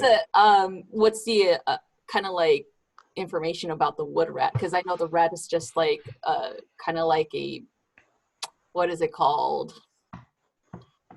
Not it's kind of like not an industrialist, but kind of like an opportunist. Opportunist, yeah. So what would the wood rat represent? Resourceful rat, the influence of sensitivity, artistic ability, appreciation, perhaps more so than other members of the rat side. And the wood rat depends on artistic expression and natural surroundings. I can't stop saying hood rat now. Thank you. Yeah, thanks a lot. I'm going to send you this link. The wood rat is one of the most befriended out of the rat signs because of their loving and humble nature. Oh. See? Look at me. I'm humble. Yeah. Hardworking and practical too. I always feel like it's definitely why I tap into earth energy more because of that. Just sensing that my earth is more powerful than other energies because of how practical I am with money and how I want to build things, and I am really good at successful actually in a lot of things. So it's like that Capricorn like drive, like. I love how but it's both because of my Virgo rising. That's what it is. So. Right. You both got earth elements that align with the Rid Rat. He got the Taurus moon. You got the Virgo rising. Mm-hmm. That's awesome. I love it. That's why I was like always like very baffled when people express themselves as like not being able to succeed in something. It's just like, well, it's not that hard. You just gotta keep going. like don't give up. Good one, Ari. Well, it's true. It's like I don't understand it, like because I've never been try hard. I've never been a quitter. All right. Oh, Norma's a metal rooster. Yep, metal horses, metal rooster.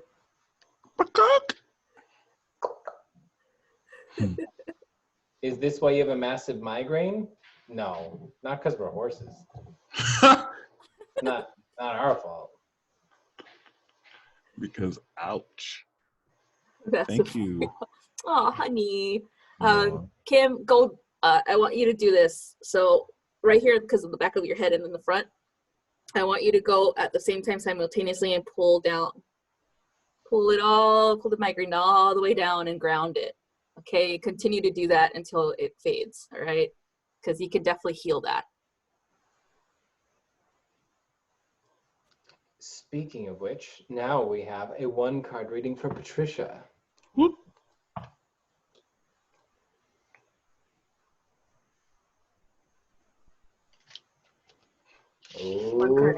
Patricia, got a new journey that involves your identity right now.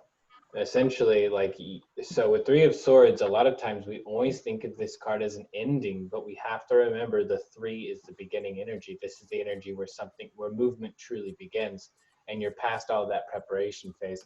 You're in this place right now where essentially a friend or a relationship has been lost now, or you just feel this disconnect from something you really cared about, or a person you really cared about. And what this is doing, though, is this is the beginning of your new identity. Because what comes right after the Three of Swords is the Four of Swords of rest, to reflect on who you really are, to reflect on, how you can have your own stability, because you can't rely on other people to, you can behave in such a way where you show other people your consistency, but we can't always expect that everyone else is going to meet that, or that they'll be able to keep up with that. And there's times where we have to recognize we've got to walk off in our own direction, and forging our own identity and truly preparing that within, look at all this purple, it's within the spiritual realm.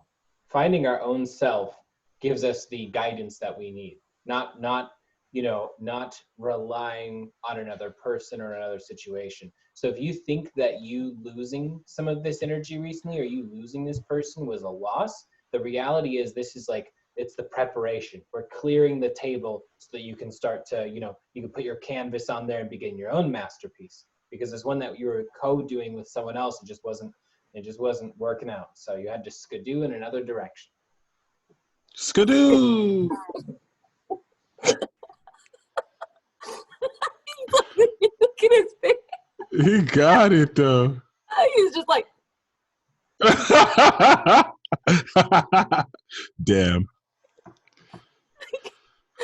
all right, so what I got for you is solutions, or the Temperance card. So I am picking up the same thing, where it's kind of like making it's like balancing energy. What isn't relative now? What doesn't exist in your energy field? What is it that you want to bring in? What is it that you want to manifest? And also being very mindful of this, especially when it comes to relationships with other people, is being mindful of who you let in, being mindful of who you give your energy to, your time, your friendship, things like that. So it feels like there is you really, to me, what I'm seeing is you're really heart-centered, and therefore you really are a loving person, and you just feel like everyone else is the same way. And that's kind of like a Piscean trait. But it doesn't mean it's a weakness. It just means that you got to be more mindful of who you let in. You have to be careful with relationships. You have to definitely understand that people are different. Every person is different. Not everyone is exactly like the way that they think of the world is very different from the way that you think of the world.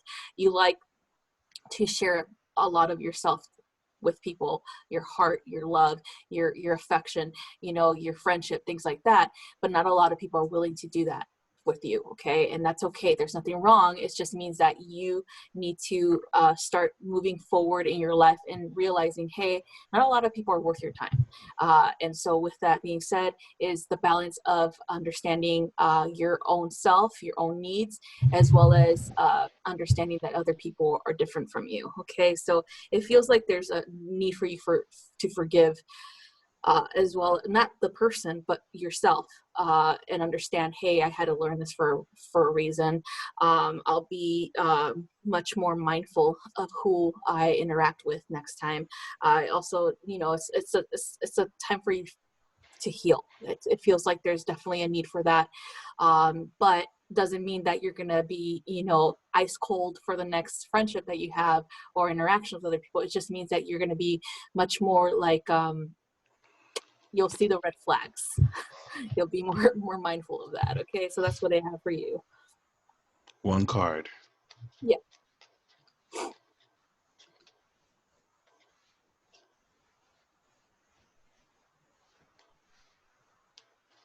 Oh, nice. So the last card I got was the universe. This card I have is the sun.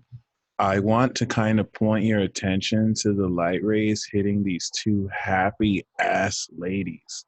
This is about to be you and your bestie just dancing. And I think there's a quality to this that's just like so needed. I almost get the feeling that, yeah, there we go. Okay. I was going to say, I almost get the feeling that like you're dropping whatever negativity is plaguing or dealing with you, and it's just the sunlight hits. And now I see, like, if I open this, we have the Five of Cups, which is the Lord of loss of pleasure. It's like if you were feeling disappointed, if you were just had this negative energy around you, that is about to drop, and then the sunlight. It's like you're just gonna go from probably being like, I'm content, or oh, I'm mulling over stuff, to yes, inspirational happiness and beauty. And like this is going to charge in your heart, and you are now going to be the ambassador of this light and share this light with others. People are just going to see you dancing and be like, I want what you're having. But the essence and theme I have is almost as if like an old chapter is over, and it's like nothing even mattered anymore. Like you probably were having to deal with like stuff that did matter, but this positivity is so good, it's gonna make that not even matter anymore. It's like, wow, don't even have to be stressing about this anymore. I think that's why you're gonna be dancing like, who would have ever seen this coming? So that's what's up. It's one of the best She's parts. dancing naked around a fire. Just kidding. And it came with the lovers too, so love could be a central part of your feelings. Oh, The lovers. I All right, so who's next? Next, we have Mike Portal. woo. Mike. And for Mike, I have a channeled message that's been trying to come through for like 5 minutes. My It's been name's so excited. So Mike, the energy I pick up from you right away is not to question your own power. If you question your own power, then it effectively doesn't exist the moment you doubt it. You know, this is all something that operates within us. Like I feel you envisioning these near future events. If you stay on this track, and thinking that those moments of vindication will then create or keep this power. But in reality, you already possess it. You can't doubt it. And you've got to start applying it and understanding it exists right now. And power doesn't require evidence.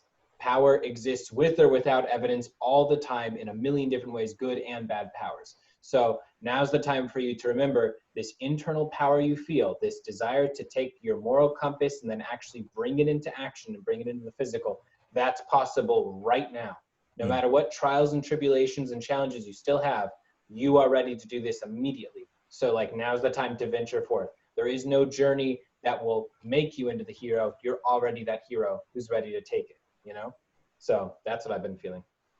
Awesome. All right, let me go ahead and see what's going on, Mike. One card, right? This one's Channel. All right, so what I'm seeing is a lot of like kind of like limiting belief systems around all of your like area, like around here, your head, your thoughts, your thought forms.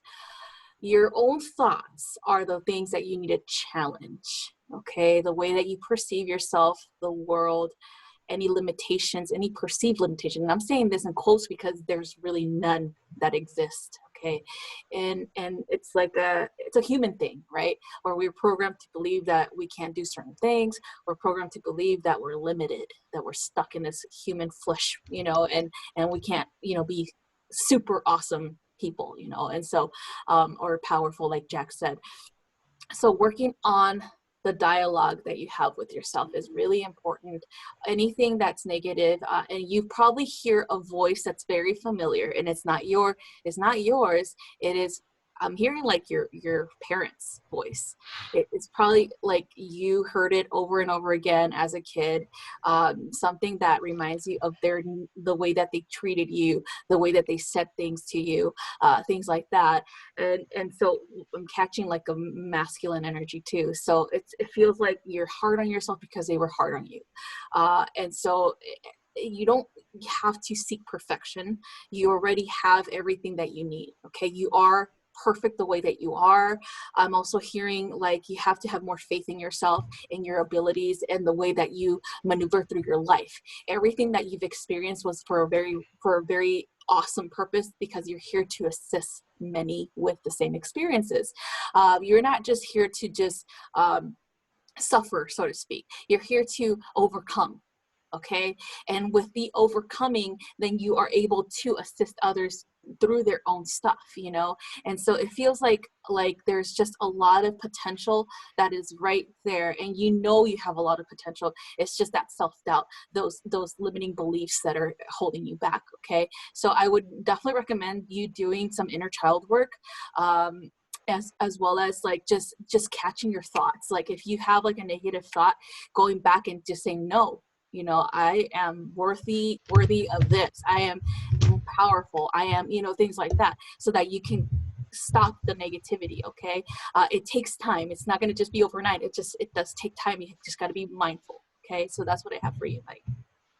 I'm so fascinated because Ari's message is literally my message. It's just she took a more third house aspect of it, and I was going to come from a more ninth house aspect of this, which immediately I heard Mike, like, what's blocking your connection with the higher power and the higher powers that you connect with is your view on God. You have to completely change forever how you conceive or perceive God, or the concept of God, or the concept of higher powers, because there's what you personally know, and then there's what you've been told and been taught. And it's like you can't resonate with what you've been told, because what you connect with the higher power is totally different. And it's more so because you yourself are a higher power. So you don't see these beings as higher beings to worship. You don't see these beings as kind of beings that you have to kind of like have some kind of dynamic with, as opposed to just being aspects of you. So you're having to rediscover. It's interesting because it's not like you don't know. You actually do know, but I think you kind of like put it to the back burner because what you've been taught about God betrayed that. And it's like, no, Mike, you are actually right. In fact, you're here to teach the rest of us how to really connect with these beings. And I love how you said, like, you have a belief that you should suffer, and that's attached to suffering too. I think as you kind of like, which makes sense. Yeah, I think which once again, like, just like Ari said, once you kind of change the beliefs, which I'm fascinated, like, I'm the Gemini giving you ninth house advice. He's the Sag giving you third house advice. Right. And I took a 6th and 12th house perspective now that you put it in that context. Wow. So I said reality and illusion. I like yeah. those two perspectives from it. That's so funny. We did this all beautifully. So, you know, changing your perception all around. And main message for you, Mike, is don't be afraid to believe in what you believe, even if it's like different, because you're bringing that different energy to come into deeper understanding. You know how to make it make sense. I'll say that. Yeah. For sure. Yeah, and that's the thing. Yep. It feels like, Mike, it's definitely a challenge right now because of people around you too. Like it's like you gotta like kind of break away from those limitations, because the people around you have limitations on themselves too. And so it's really important for you to just be like, you know, I'm stepping into my power.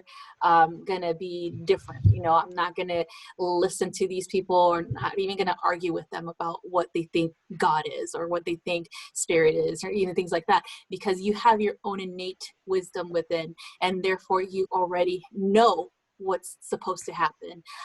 For the suffering, yes, you're definitely correct, Mike, with that. You think you have to suffer because of some program as well. So that's why I recommended that you do inner child work, so when you go back into the inner child to see where it came from. Okay. It's really important for you to do this because it's something that you're going to be able to help people with as well. Okay. Now, I do have to head off, but why don't we go ahead and do the last two? We have Leah in conversion. If Leah in conversion can just let us know if they have a question. Otherwise, because they're both channeled. Conversion wanted to talk about her life now up until her Saturn return. It was something like that. Was it her Saturn return or was it her solar return? Solar return. Yeah, because she already had a Saturn return. Okay. So was it channeled? Yeah. And then who was before her? So first we have Leah, and then we have conversion. Yeah. You're welcome, Mike.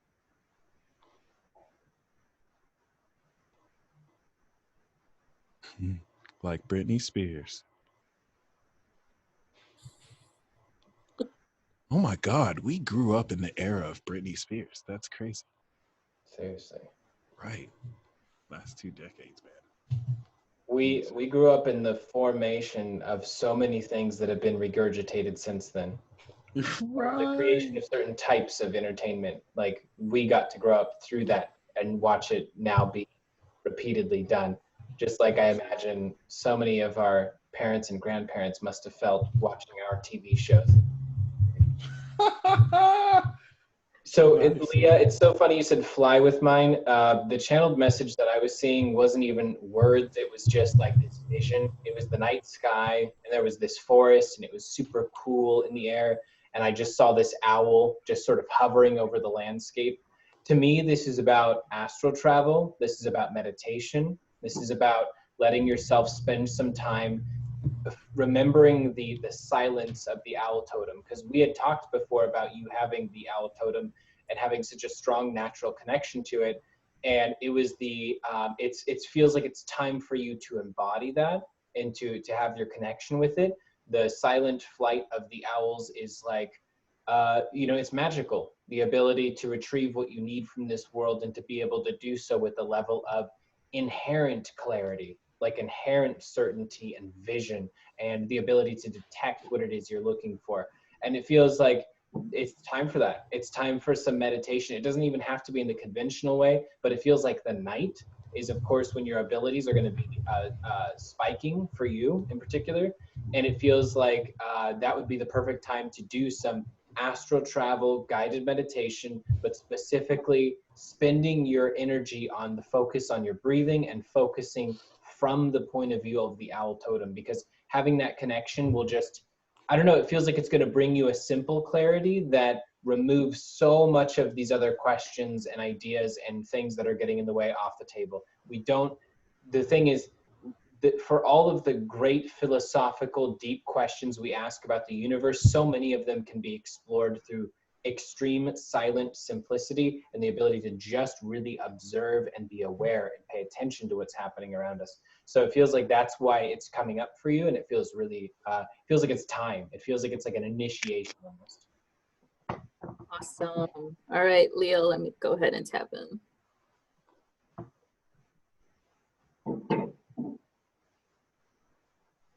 Okay, so I saw kind of like scales, like Libra scales, but I also heard justice. There seems to be like a powerful concept behind this for you in particular, understanding what that even means for you. It is not like a karmic force, it's more like a settlement or a balance of energies. And so with that being said, when you think of someone getting their just deserves or deserts or getting what they deserve karmically, things like that, it's not in a negative way. It's more like understanding that the reasoning behind it, there's a lesson behind it. So that's where the wisdom comes in. That's where the owl totem comes in, the wisdom behind the lesson. Okay, so for you, if you're going through some situations with difficult people, for example, it's good to just go within and ask these questions. It's like, okay, why am I being confronted with this difficult situation? And then explore that. Like, what is it that you feel that the situation is going to lead towards? Is it going to lead towards a beautiful lesson for you and the person, or is it going to be more of like a reflection of what needs to be overcome? It feels like there's a lot of that happening with opposing forces in your life, with people who are at a different mindset, a different level of understanding, as well as with the need for you to have compassion for yourself and them, and have that proper time for yourself to do self-evaluation, where that wisdom comes in, your innate connection to that owl totem is something that is necessary at this time, so that you could understand, so you can then see and reflect that, hey, this has nothing to do with me, you know, and then, or if it does have something to do with you, so what is it exploring about my personality? What is it that I need to learn? You know, things like that. So definitely reflection, time for reflection. Okay, so that's what I have for you, Leah.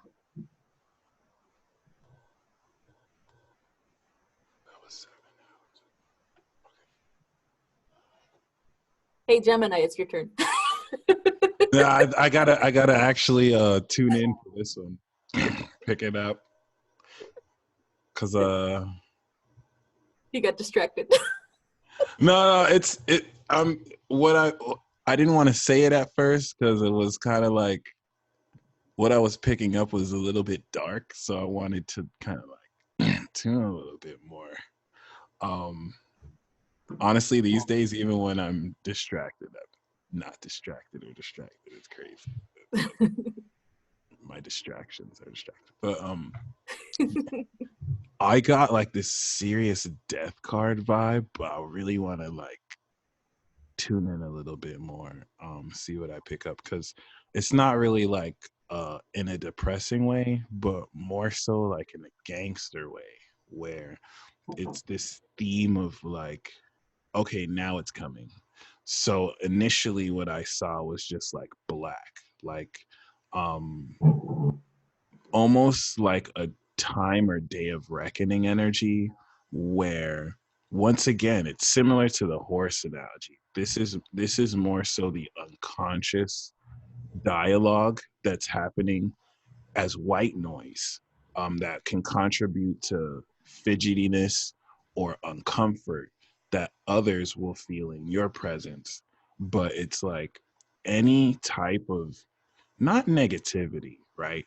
But any type of unresolved pain, trauma, any type of, you know, that type of petty dynamic where someone clearly has an issue, but they don't want to bring it up, but it's the energy they're bringing with them. It's like your energy is bringing it up to be resolved then and there. Not like you're at a place right now where you're not moving into this next cycle with that. So with anyone who it's coming up with, it's just like this gangster, like, we're dealing with this right now, right here. And it's going to color the conversations that it is coloring the conversations you're having with people. Now I'm picking up that you're wrapping up on this. So not that this is new, you're finally concluding with this cycle. And if anything, it's also a great period to now have some people or energies or influences that took it the wrong way to now kind of come back and kind of with this retrograde that just passed too, and now apologize and now kind of really, because I'm picking up there's certain falling outs you've had with people that now they're in a much more sober position to kind of like give a heart to heart, whereas before they were just too extreme and shut you out. So I would say over the next 2 weeks, when we start this new cycle, it's going to bring back people in that old cycle in a sense where it's like, I'm sorry, I shouldn't have talked to you like that, or I should have apologized. So this could be even some cases with people who you would never thought would ever like humble themselves and do that. So that's amazing. Nice. And now conversion. That's I think I saw her comment. Where is it? Rebecca, I think that's what it is. Yep. Solar return on April 20. 420. Master Aries. So the message I have for you is the end of your entire world, but more so as a liaison.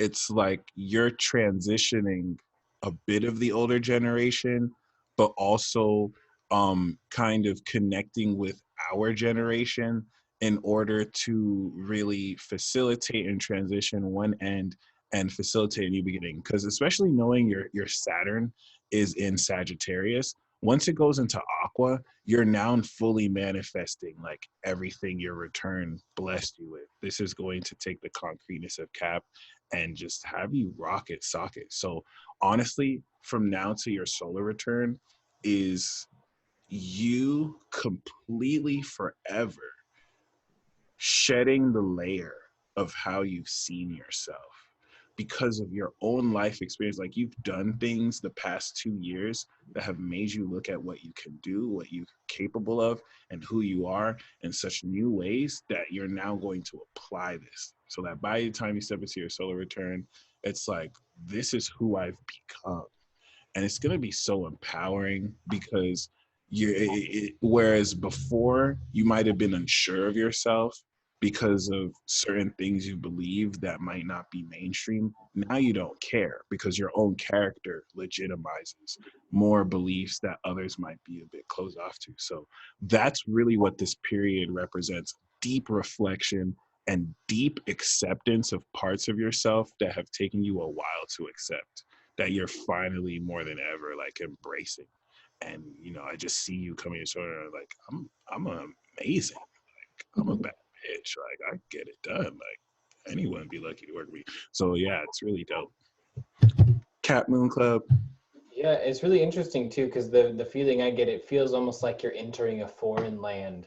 Like, it's going to be so important for you this next month to start in the physical, when it comes to like physical things, possessions, financial security in general. It feels like for you, it's going to be so important for you to explore all types of new different things, see what these things are, see what your connection is to them, and not go off of the old paradigm.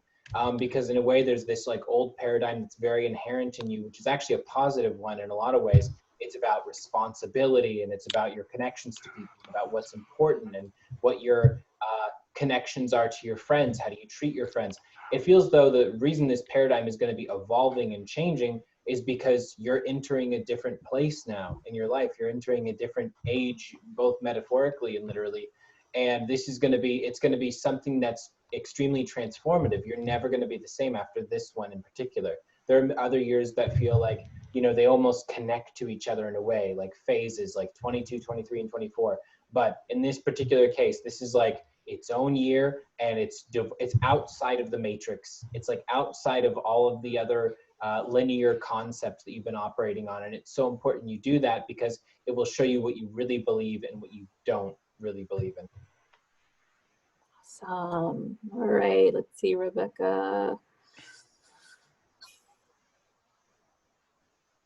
Keep hearing your root. So grounding. What are your thoughts on how you perceive your foundation on this planet? Like, what is it that you really are solid on, like you have full faith in? That's one thing that needs to be explored, because it feels like you're on rocky foundation right now. It feels like your root chakra needs some assistance in grounding and rooting. It's like going deeper into yourself and understanding what your needs really are, not just because someone told you. Okay. Another thing that I'm picking up is the same thing that Mike and Jax are picking up on, is that material, wealth and things like that. The concept of it, is it the same that you believe in, or is it someone else's belief? All right, exploring what's yours and what's not. That's something really important for you to do in order for you to step out of your comfort zone, which was, again, these programs that were taught to you, and to explore your own reality and how you're creating that now. So that's where that foundation is going to shift, and that's why that foundation is rocky. That's why it's not stable, because you're kind of like digging it back up, and you're trying to figure out what's yours, throwing putting it, leaving it there, throwing out the stuff that's not yours. And so with that, your ideologies in that very way, what do you believe you deserve? What do you believe should be a happy life? What do you believe should be a fulfilling life, an emotionally fulfilling, as well as, stable, feeling like you finally are on stable ground? Like, what does that look like? This is something that is definitely really important for you. so that you can know exactly what direction you want to take for your next step. Okay, so that's what I'm picking up on you, Rebecca. Amen. So we are going to close off here. Thank you guys so much for tuning in once again. And you know what it is. You know what it do. Starface, J Trizzle, and the dealer signing out. See you Y'all later. stay Bye, blessed. guys.